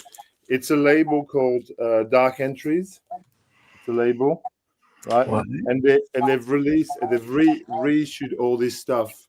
So Patrick Cowley, I can't open the gatefold because he was gay, and there's a lot of kind of homosexual pornography in the middle of the Oh gatefold. So my I don't want to. Okay. I don't want this to be a problem for Romu, so I'm not going to open it. But these are sort of like reissues of albums. Yeah, look what it says there. So if you take the inside, there's a lot of Can't show that one either. there's a lot of dicks there. No, I can't show you that. I don't want to get his channel taken down for no reason. But they're all three of them. This is beautiful. This is amazing. And they're soundtracks to gay porn movies. Basically, a lot of them. They're like they're actual legitimate soundtracks that he made for homosexual, adult movies. Right. It's kind of Just show those song titles, Fred. Yeah, that's what. What are the song titles? Show, turn it around. Oh yes. This album here is particularly worth it. Like the Jungle Dream is brilliant. Deep inside you, somebody to love tonight, no, it's that's what they are. They're and if you take the poster out, don't take the poster out. I'll show you this I can show you. Oh yes. Hey, this is Rob Walker. Certainly the hair. It's the same hair, isn't it? Yeah. Yeah. He wishes he was. Oh yeah, it is. Look, That is. Yeah. Hey, hi Rob. That is. It could be Rob. Yeah. Yeah. Romu, what are you doing there? Okay. No, the one I was thinking of. This is this label. Yeah. Is that the original Patrick Coley? That's the only. Yeah, Patrick Coley Sylvester. Do you want to find? That's a classic. Everyone knows about this. Yep. Right. Follow that. Yeah. It's a hard one to follow. Yeah. Yeah. You really can't show any of this gatefolds in. I was not gonna have a go. I thought to myself, no. Keep it when we will be offline. After the stream. Oh, offline. Offline. Offline. So people will click on the link when we'll be. But the music. The music I want to reiterate. The music is fabulous. It's sort of like a little bit of that post-punk, this Kraftwerk-esque energy, this very disco. It's got this. It reminds me of a German band as well called DEF, Deutsch Amerikanische Freundschaft. I don't know if you know. Yeah, DEF. heard Yes, of them. we do know them. Yeah. With songs like De Mussolini, for example, which is like that's the kind of like sonic universe that they're in. All right. I mean, I find these bands endlessly exciting. I think the music there is you could rediscover things all the time. It's just fantastic in my opinion. But not everybody will agree. But it's okay. I just think it's so strange, and it's kind of sad in a way that we've if you're French or you're German, just to pick two nations, you got your own pop scene, and that stuff didn't travel internationally the way that's only a few artists managed to break that barrier, didn't they? So, and the Brits and the Americans, because English speaking, it traveled internationally much better. But Romy and I have talked from time to time about French prog music, and it's just a plethora of bands that never even heard of, never got exposed to. I've got 50 prog albums just at my feet, French prog albums. But that's right, David, and I think you know, maybe it was just in the sort of English speaking world, you know, particularly in the UK and in the United States, that the big British prog bands kind of didn't leave a lot of space for anything else, did they? Well, it wasn't just prog, was it, Mike? It was everything. Yeah, Everything. We yeah. were saturated. It was overflowing with music from North America and Yeah, into the UK charts. We didn't need. But I would music say from even Japanese. the British scene alone, what you had then there at the time would have been enough to. But when I think of British music in the 70s alone, you could just live on that. Like when I think about what Yeah. came out of your country, it Yeah. was sufficient to be marveling, you know, every week at something new. I think of a band like Traffic. For me, Yeah. my favorite 70s band is Traffic. I don't know why, but I just love the mixture of prog, jazz, folk. They've got everything in there, and you think that's one band. That's one band amongst zillions of other bands that are just incredibly inventive and doing something new every week. What would you need to go anywhere else? Question mark. yeah, Yeah. Well, I'm sure it's the language, but I mean, Traffic Yeah. were amazing because every album's different, isn't it? yeah, Incredible, yeah, incredible band. But- and the solo albums of the artists are great as well. yeah, Yeah. yeah, exactly. But I mean, Romy, in your video last night, Ooh. you mentioned somebody, and you said that you think I would like this person, and I do, and it's Oh, well I done. have, this is all I have. This Well is done. all- That's all you need. and because you mentioned her in your video, Yeah. Well done. I Yeah. went and listened to the well three of the albums I've listened to today on this. Really cool. Yeah. Yeah. That's and that's what you've got there is really the essence of her music. They're the best albums. Yeah. yeah. I mean, I think Pace is absolutely wonderful, particularly the title track. I just like the way you've got this sort of psychedelic, sort of proggy background that she and then she gets to work over top of the music. You know, she's not really, she doesn't seem to be part of what's going on in the band. She's just, it sounds like she's improvising on top Yeah. of the And music. And it's absolutely wonderful stuff. She was probably largely improvising at times.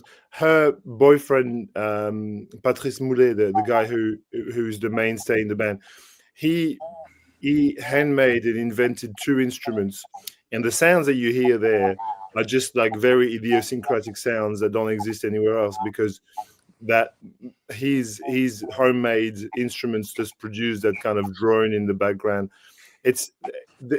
She's one of the best French artists ever, and she would have never broken into any other country, really.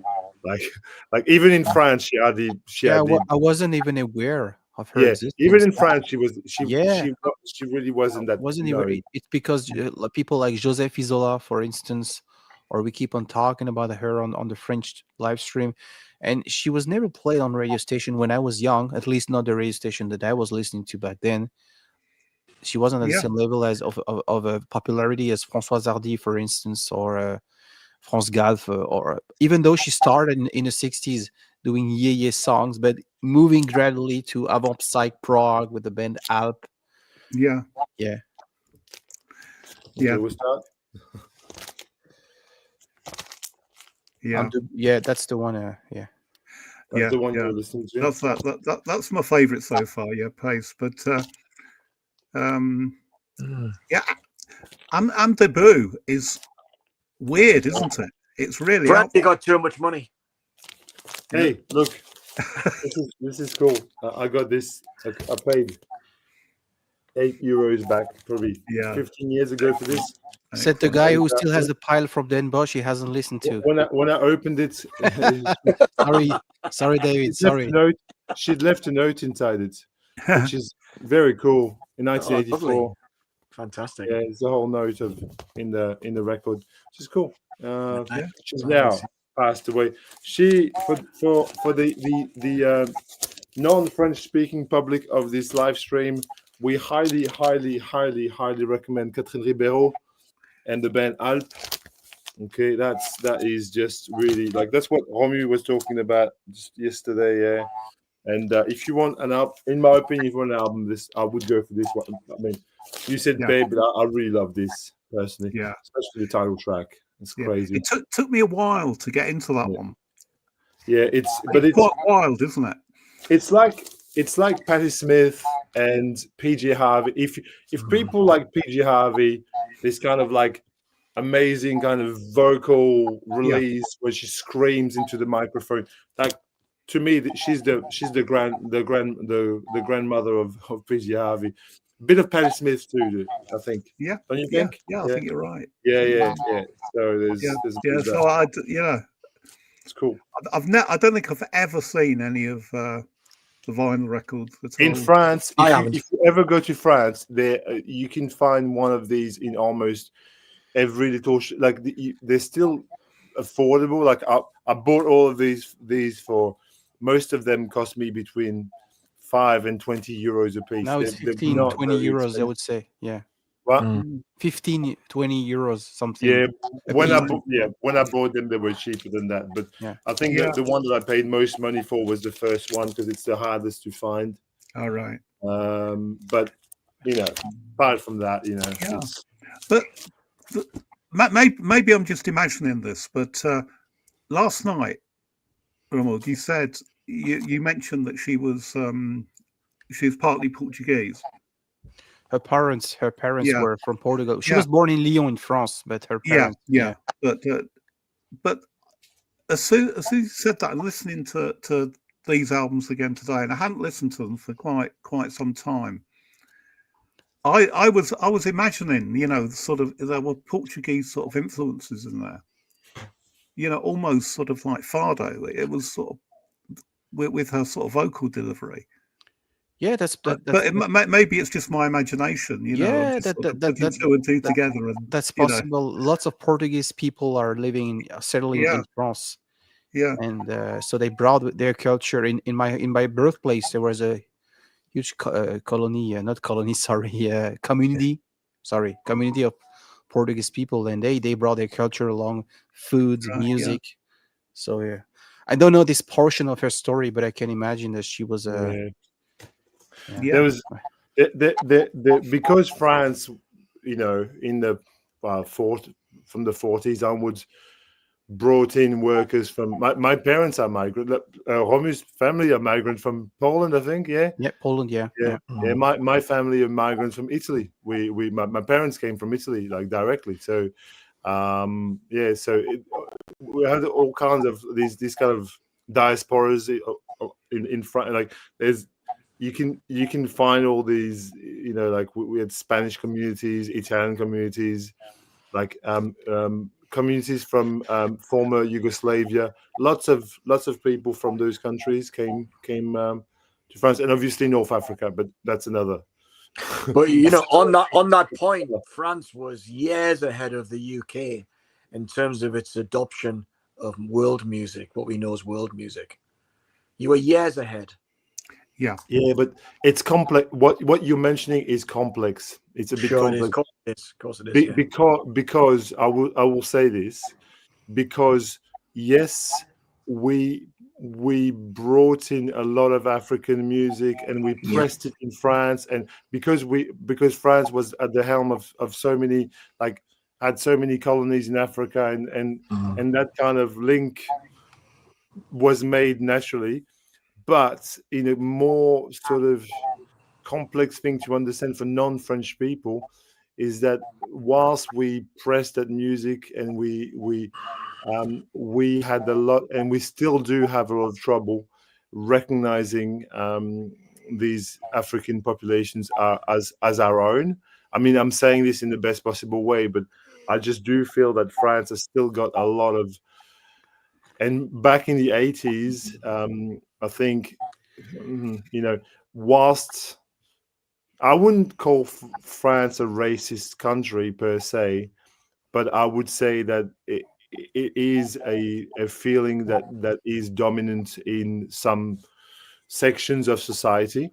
And I think that, whilst we champion that music like Rai and Sukus and whatever, by pressing it, we were not accepting of it totally, Yeah, like but like I think the music that was pressed there was probably most appreciated by people like you back in England than Yeah, people yeah, but like us. I It's think it's very, I think very, we have very to. complex. It's a very Yeah, touchy subject because you're going into, identity politics and all this kind of shit, and it's very, very difficult to say that we embraced it. We didn't embrace it. No, We, we but were a country of people who no, didn't like we had someone in the chat it. of the French speaking channel. We were talking about Stanley and myself of Orai music and Zouk, which comes from the West Indies, which is France basically.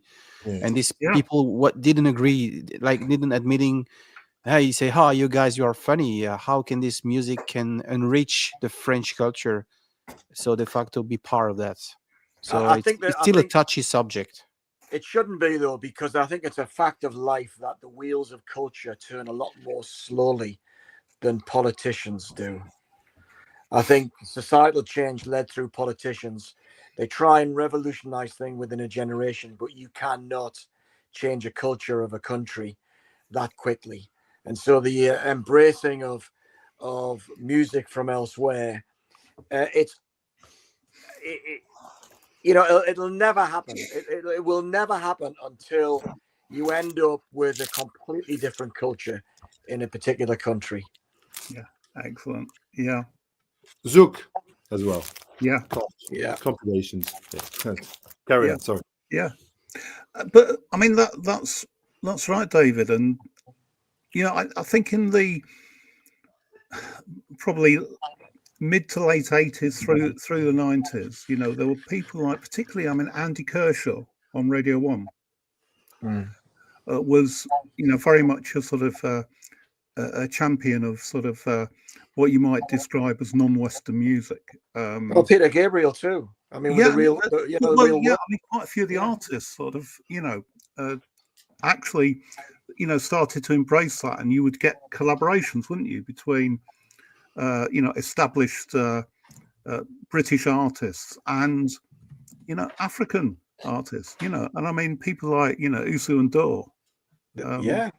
collaborated with, quite a few Nina different. Cherry, Peter Gabriel. Yeah. Yeah, exactly.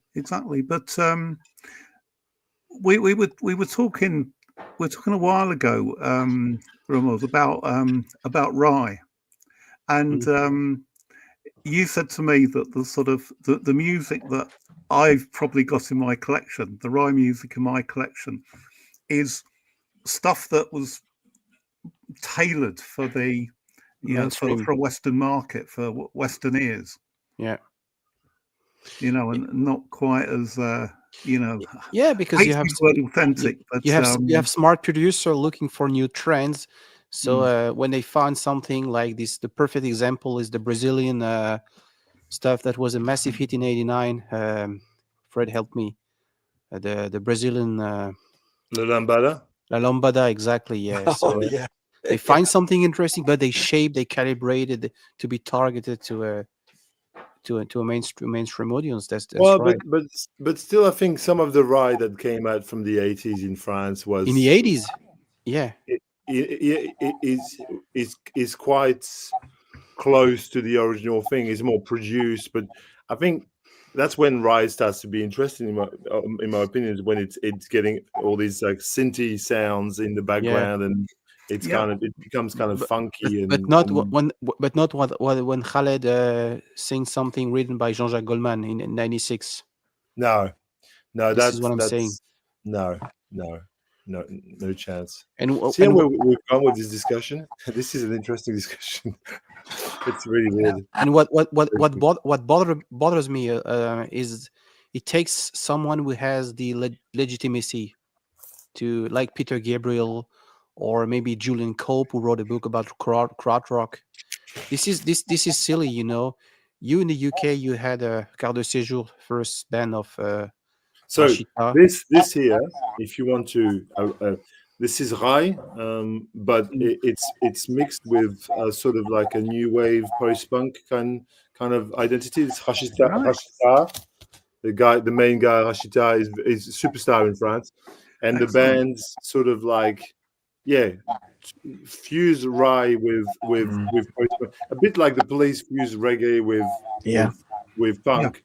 This is the kind of same idea, but in a French context. This is a really, really, really excellent album. Really, it's one of the highlights of French music in the 1980s, I think. But it's not that easy to find, unfortunately. But if you ever come across something like this, it's worth. It's really a straight fusion of rye and rock. Yeah. Oh, right. You see, we wouldn't find that in record shops in the UK. No, No. but you In in London. Den Bosch you would, for example. Oh yeah, Den Den Bosch. Bosch, of course, yeah. Den Bosch. But you don't see them in in the record bins, and I mean No. in record shops in the UK.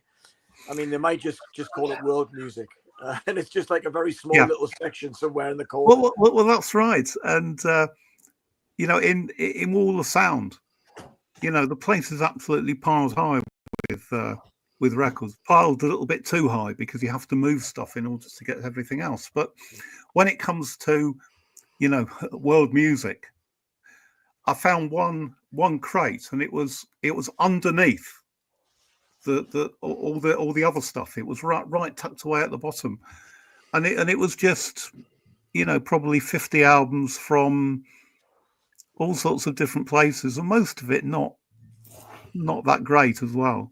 Yeah. And also, I mean, I've been open to, I saw the Bundu Boys, Johnny Clegg, of course, that's from South Africa, and I saw Usain Door with Gabriel. So I'm kind of open to new music, but the growth of world music in the UK, for example, is far from organic. It is just record companies pushing another subgenre onto a curious public, not expecting to sell big numbers. And it's hung around, and that's good that it's hung around, but it's not organic, and that's why it's not embraced by great numbers of people, and why it never bothers the charts. Yeah, but Just life. It's the way it is. Kassav. Oh yeah. Oh, yes. Well, one of the First one of album. the biggest Zouk bands, weren't they? This is the probably the Zouk band that is referenced by almost everyone, because I'm struggling here. But this is a killer album. It's like the second album maybe. This is hard to find and usually not cheap. My copy here was not cheap at all. I'm gonna be honest with you. But I've got this is easier.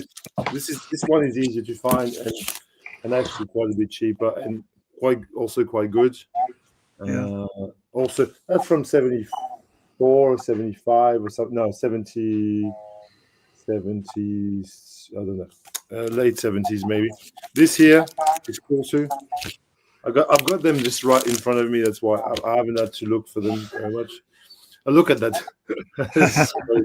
Like you would never think that it's Zouk. I was looking at that.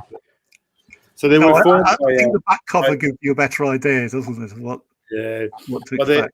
It's like we were talking about disco before. It's the disco from the islands, from Guadeloupe, French West Indies.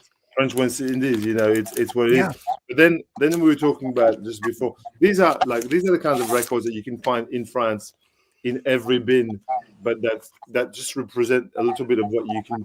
Like you go to a record store in France, and in a lot of places you would find Jujura, which is an Algerian Berber kind of. It's got new wave sounds in it. Yeah, it's Algerian, and it's really, really very, very original, very cool, but it's super cheap. They're sisters, I think, and they sing. They've got very high pitched voices. Otherwise, another way of accessing this in France is that Okora, for example, is a label that actually released all that stuff. It's the French radio broadcast sub label. you know, and so you get stuff like that. I mean, you in France you can get a lot of this stuff. Like if you ever wanted to find all this stuff, you say just save your bread, take a trip to France, and go to a record store, and you find all these records for, because they're cheap to find there. It's just a place. That's the place to, as Mike said, as my perception David said before. My perception when I order stuff from the UK, I get a feeling that in London you guys have more chance to stumble upon such stuff. Their world music section might be a little bit more attractive. I think well, it's true, but you know, it makes me think that if I, you know, on my next trip to France, if I've got time to do record shopping, I'd be a fool to go into a record shop and go through the cheap bins and pick stuff at random. You need some guidance, because it's so what's in the record bins on the continent. Okay, get a flight in mid-December. I will be there for 1 day, so we can talk about it. And I'm not even kidding. Yeah, you're going to France 1 day only. Yeah, we'll be spending Christmas with family likely 1 day over in Paris. So yeah, we can talk about it later. But in France, if I may advise you, if you ever go to France to buy records, do not go to big cities. No, go to small cities. Go to small cities, find a record store. The records are much cheaper, and you find things that are just like in my hometown, which is 25,000 people, mind you. It's very, very small, right? There's one record store, a tiny one, and it's got the best fucking records. You walk in there, and he's got crates of, you know, like he's got Sun Ra in the bins. And you think, you know, for 15, 20 euros a pop, you go, what is this doing here? But it's normal. It's because in provincial cities, people don't care about, like, you know, nobody looks for this stuff. You know, it's not cool. It's not. We might have an advantage, you and I, Fred, because I was born not too far from your city. We are very close to Switzerland and Germany, so being close to a border might be an asset. I'm not sure if in the middle of France you would get the same amount of great stuff in a small village. I don't know. But go to small towns and go and dig in shops in small towns, like in like 50, like, you know, as I said, 25 to 50,000 people. You know, you'll get a little record store with things that are just incredible. One of my friends who lives in America, he's a record collector. He's French, but he lives in New York, and he's just gone back to France to see his mother. And in the village where his mum comes from, like in the little town, he found a first pressing of this record here. I'll show you. This is like a tiny small town. He found a first press of this. Really? Wow, that's a fantastic album. Yeah, I have a CD of that. And I've pulled it out because we were texting and he was showing me, and I thought I've got to reshoot, which sounds really perfectly fine, and I don't mind having that. But he found, like, it's just to tell you, just was it expensive? Just not like cheaper than what you would buy it on Discogs for. Because in Den Bosch I saw copies of this album. 800. 500. I think he paid like 150 or 200 or something like that. It's a bargain.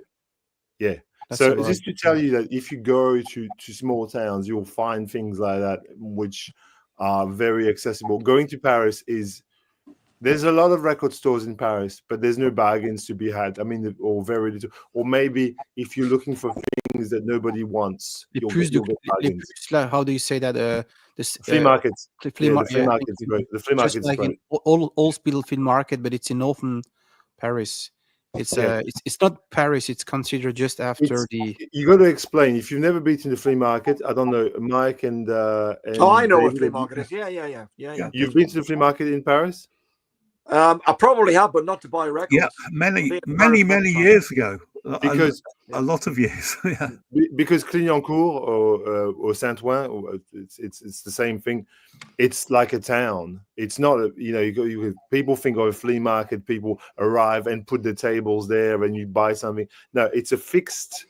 It's their shops, and there in the flea market in Paris. There's a building which is called the Marché Dauphiné, and you go upstairs, and there's 20 record stores next to each other.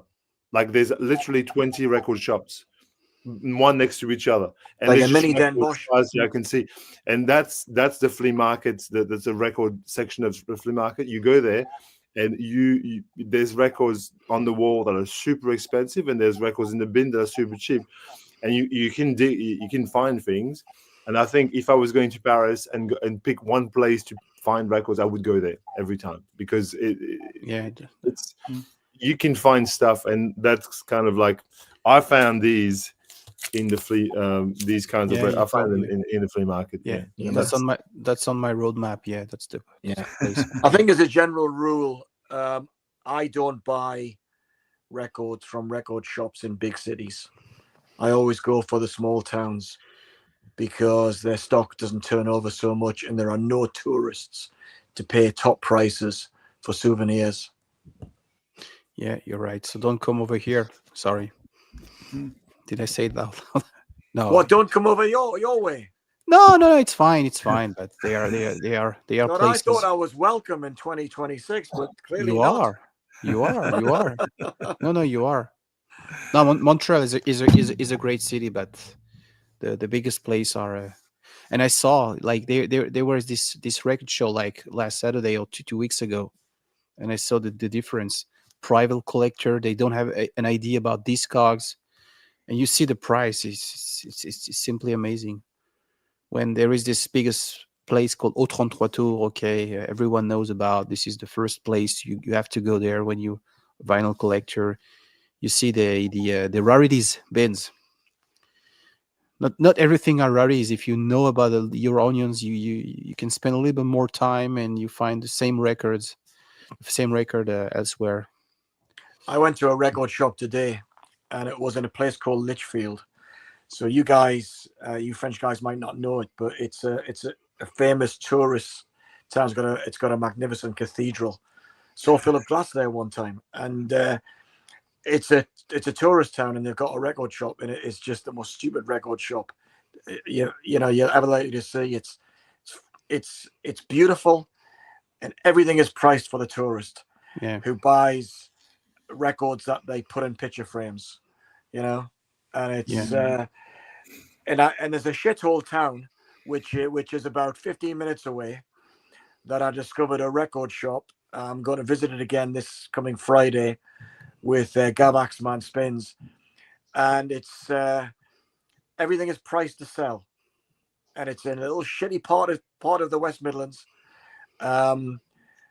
But it's you've got a proper music lover in charge of the shop, and it's so that's why. I mean, I don't know whether you follow JT's Record Room, but JT from Reno, he was in London recently, and he saw who was it? It was with Mike, the Vinyl Policeman. Yeah. And they both put videos out, and JT put a video out that I think it came out of last week or something like that, and I watched it. And he shopped at multiple record shops, and there was one in Camden Market where I looked and I thought, Jesus, these are the prices that you'd see in a small town. Every other record shop we went to, it was like stupidly expensive prices, priced for souvenir collectors. Waste of time. That's why I never buy records in London. Yeah, you're right. The worst place in Montreal is on the in the historical district called the Old Harbor, Le Vieux-Port. And there is this place, they sell stuff for tourists like mug or T-shirts, and they have used records. And when you see the price of a Who album, $80, you say, "Hey, no, sorry, are you kidding? Are you kidding?" Yeah, I know, it's crazy. Well, I think London in general. I mean, I lived in London for 43 years myself, so I mean, I'm fairly well versed with the city, but I think London is I don't find it a very exciting city to dig in records in. I think the stores, if you want good stores in London, there's place like Allen's Records, which is like way north. Like if you have to almost get out of London to. There's places like that where records, like old school record stores, where things are still affordable and you can still dig. But in central London, because all of them are like in that Soho kind of area, you've got Sister Ray, Reckless. Sounds of the Universe, you've got Rough Reckless, Trade. you've got so they're all next to each other. I mean, it's convenient, if you're just in central London and you want to go and find some records, there's a lot of record stores there. But you're right, the prices are astronomical at times. Last time I was in London, I was lucky enough. I was walking through Spitalfields Market, and unbeknownst to me, completely randomly, there was a record fair there. Like I was just walking, and there was a record fair in Spitalfields Market with lots and lots of really good bargains to be had. And I bought lots of records on the spot. But otherwise, I don't think I bought that many records other than that in London. It was mostly from that fair. But in Paris, I think the opposite is true. In Paris, you get lots and lots of really, really great record stores where you can still find things that are, I think, decent priced. And if you go to, if you go out of the very center, you get lots and really, really good specialist record stores, especially in the 11th arrondissement. It's got a lot of. They call it the golden triangle of record stores. There's like 6 or 7 really amazing record stores like next to each other, within walking distance of each other. And I think I would still recommend that if you go to Paris, you can go to actual record stores and find good things. But London, I don't know. It doesn't strike me as very exciting. No, it's not great, is it? But even the sort of record fair, if you can call it that, at Spitalfields, it's not. It was okay. I didn't find it that great. I was last time I was there was about a month ago, when we went down to visit my daughter, and it wasn't that great, to be honest. Well, it was better. It was better than the record stores that I visited in London. Probably, yeah. I mean, record stores, like you say, they're priced for the tourist market. You can't beat Den Bosch, and I think we're going again in the spring. Really? Not Flashback. Flashback's not bad in London though. Flashback Records is okay, I feel. Yeah. That's the place where I usually order online. Yeah, Flashback's okay. Right. Yeah, I usually order online. Yeah. There's a store in like North London. Islington. Is that the one up? Islington, yeah. Yeah, up in Islington. Yeah, that's right, near Angel there. Yeah. Yeah. So it's not bad. I would recommend because I've been there a few times. Yeah. It's you can still find things. So you're going to Den Bosch. For me personally, Den Bosch sounds like hell. That's my personal take on it.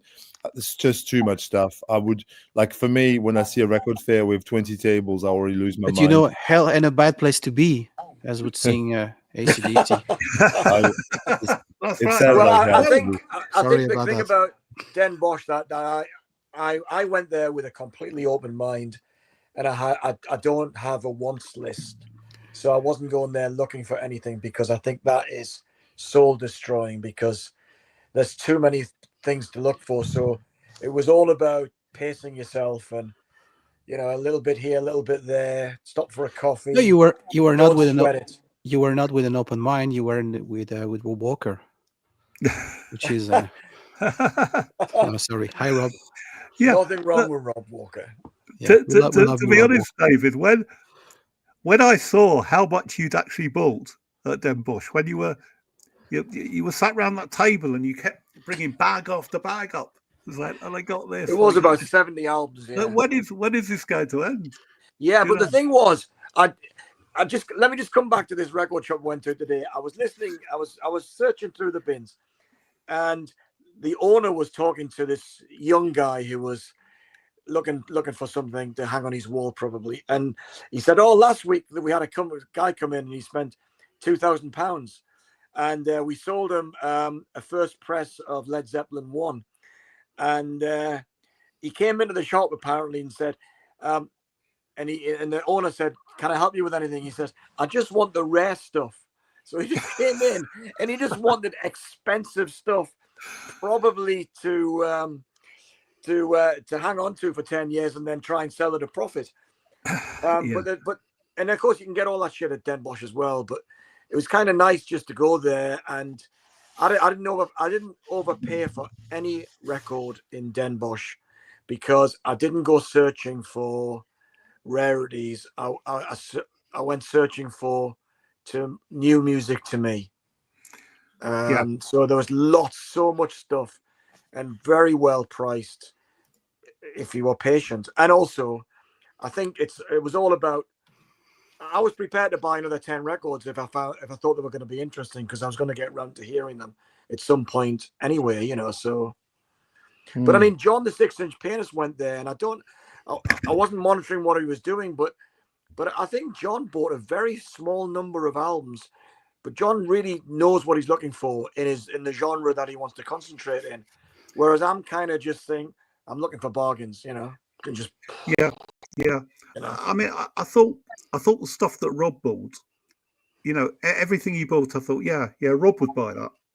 Yeah. It was very much, he seems to be very focused on, certain types of music. Although, occasionally he shows some quite interesting stuff. I think Rob likes a bargain as well, Mike. I think that's the whole thing, really. I think it's just, if you've got an open mind and you're prepared to pace yourself, and the big thing about Den Bosch, the most important thing is that a few of us got together and had a great weekend together. So that was kind of that was the highlight of the year, alongside my trip to North America. Well, we were hanging out with people. Yeah. I mean, Romy accepted, but everyone's been so nice. You wouldn't want to do that, no. Yeah, but we were talking. Okay, let's be serious for a second. Yeah. That's it. Get rid of it. Yeah, we were. yeah. 3 strikes and you're out, David. we were talking to Rob. We were talking to Rob the other day. When he was when he was up in Leeds, and he was saying that at Den Bosch that a lot of the vendors, they bring stuff and they don't want to take anything back home with them. Yeah. So you get some real bargains on a Sunday. Yeah. Well, there's a few like that. I think Rob just kept reminding us that he was talking to somebody who I think he'd known before, and they literally shipped in pallets of records, and it was all about going back with nothing. Yeah. But if you're patient, and you want to hang around till Sunday, and then there's loads, 30% off, 50% off, here and there, and it's it's great. It's really good. Yeah, but I think you're dead right that you have to have an open mind when you go to record fairs. Yeah, because we've all got stuff locked away in it here, stuff that we know that if we see it, we'll almost certainly buy it. To me, Den Bosch was a way to have access to something I never have. Yeah, and I live in Montreal. I have the chance to travel back to France once a year, so I know in France I have a dedicated one list, whether I'm in France or over here in Germany, which is very close to my birthplace.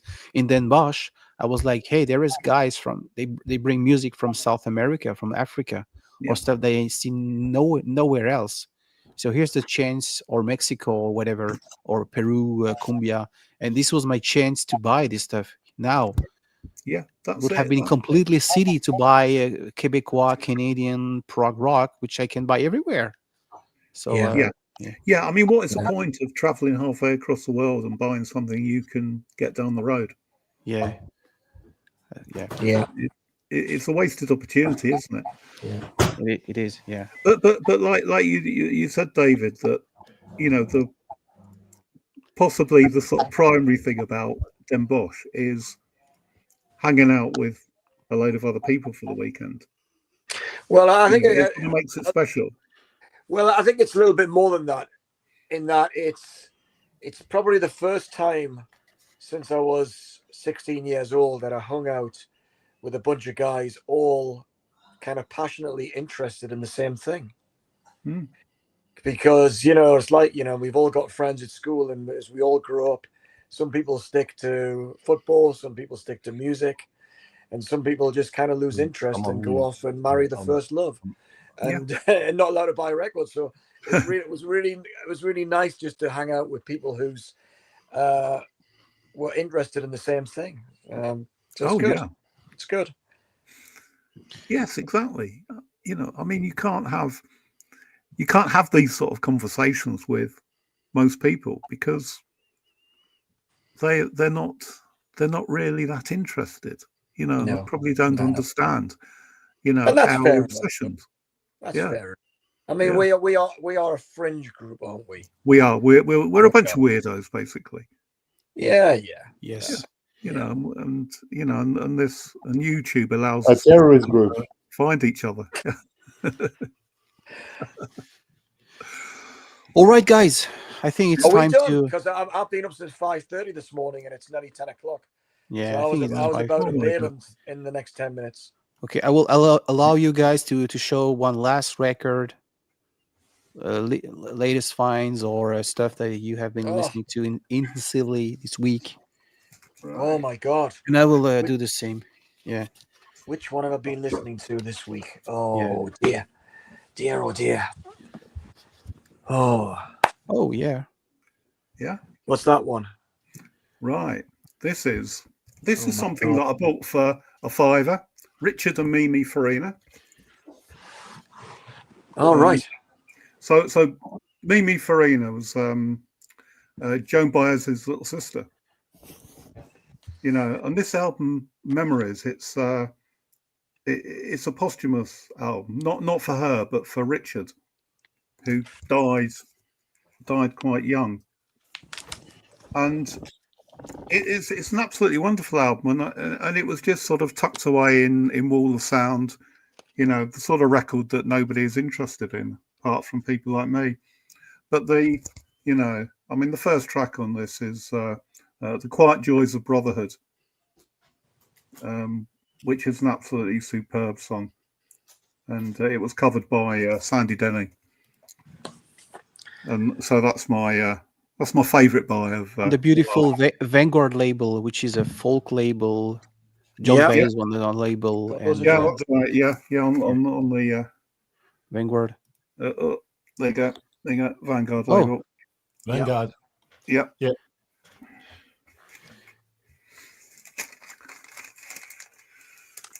Grand Drive, True Love and High Adventure.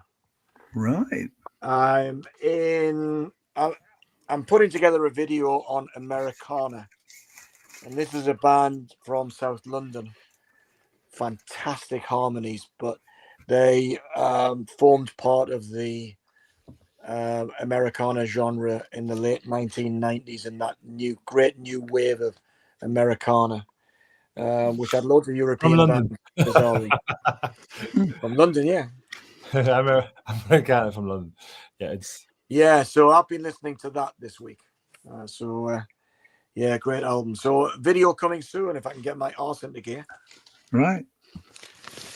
Fred, be my guest. Oh well, yeah.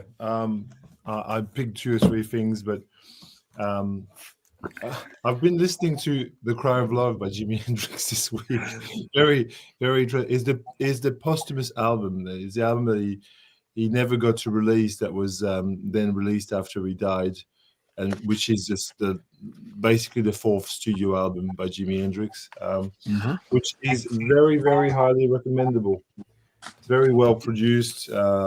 It's not as, you know, immediate as his other album, but Angel was really cool. Yeah.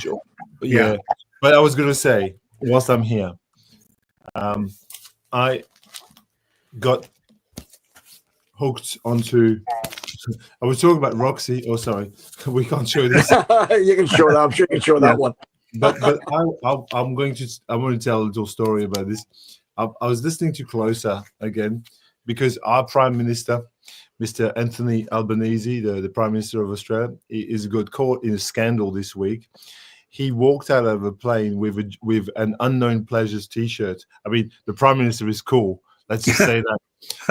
So he came out with and then he was destroyed by the opposition in Parliament because he was wearing something that made the apology of Nazi Germany, because Joy Division was a name for a prostitute camp, a subsection in death camps, where they used Jewish women to have sex. But you know, when you listen to Joy Division or you have a T-shirt, you don't embrace Nazi ideology. It's just the name of a band, obviously. And he was in Parliament. There was these discussions about how dare you? You're an anti-Semite, and you should apologize to the Jewish community. It was just a T-shirt, to be honest. I mean, like, no one who listens to Joy Division goes, "Oh, I identify with Nazi Germany." I mean, who does that? Nobody. And anyway, it got me to pull that closer, and it's just such a fucking great album, really. I mean, like it's better than Unknown Pleasures, in my opinion. Like, it is. I agree with you. I agree. Yeah. Can I ask a question? Yeah. I bought that album when it came out, and I never saw them. I saw New Order soon after, back in the early days. But I've called that album Closer for 40 years. And I'm beginning to wonder whether it's actually better to pronounce it Closer, as in it's closing the chapter on Joy Division. And I'm wondering if anybody else has got an opinion on that one. Yeah, but it is a posthumous album too. Yeah, so right. That's right. Because it came out 2 months after the death of Ian Curtis, I think. Curtis, it was, yeah. 2 months. Yeah. So yeah, it is a kind of a closer. A closer. Yeah, a closer. Yeah, but the thing is, it's interesting because after Joy Division finished off, they found an even more Nazi name, New Order. New Order, yeah. It's fantastic, really. They went from Nazi to super Nazi in like 2 moves. Great. I just love it. Romy thinking about the algorithm. Yes. Yeah, this is the video. This is the album I listened to a lot this week. This is Hush. Treasure. This is Hush, Extradition. This is a beautiful folk album from a band, from Australia. This is a repress, because an OG costs an arm and legs. It's $1,000 for an OG or something. Yeah. And this is a beautiful, as I often said, the voice reminds me of Joan Baez, Buffy St. Mary, and it goes in every possible folk direction that I love. Pastoral, musique concrète almost. It goes to this primitive Australian, and Beautiful record. Beautiful record. It's a lovely record. After you brought it to my attention, I streamed it a few times, and it's absolutely lovely. And we have a French guy on the stream, so hi. DJ Big Bisous. DJ Big Bisous. How are you? A regular panelist? I'm fine, thank you. Just ready to say goodbye to the Brits, or at least this Brit. Yeah. So, are you guys continuing on? Because I'm going to bail. I just want to hit the button. Sorry, I just have to leave. So, do you want to show a record? We might chat after. I will let Big Bisous, Gros Bisous, show one record, and then just one. Okay, just one. I'll hang around. Okay, one record. Better not be French, though, right? No, just one. One French French record. record. Make it a good one. Yeah, it's French record. Standard Patrol. It's a dub reggae band, French. Like electronic dub, I would say. It's very cool. It's their last album, which just came up in, I guess this album in 1 month, have 1 month late, I think. English titles, English song titles. And and it's not the best album that they did, but it's still a good one. There is still some good tracks on it. If you appreciate dub music and reggae music, you can have a on How do here. you, how do you Right. discover Bandcamp, YouTube, or Oh, it's because I follow a label which is Jatari. It's a French okay? label, Jatari, which kind of the either of the line lines. It's almost very fixed on reggae music, but digital reggae music. It's really digital, and they made a few records on this label, and that's why I don't have this band. Okay. Yeah. Jatari is a really good good label. Thank you. So, hey, I will be wrapping up. Thank you very much, everyone who joined today's panel. Mike, David, Fred, and gros bisous. Gros bisous. And see you next time. Take care, everyone.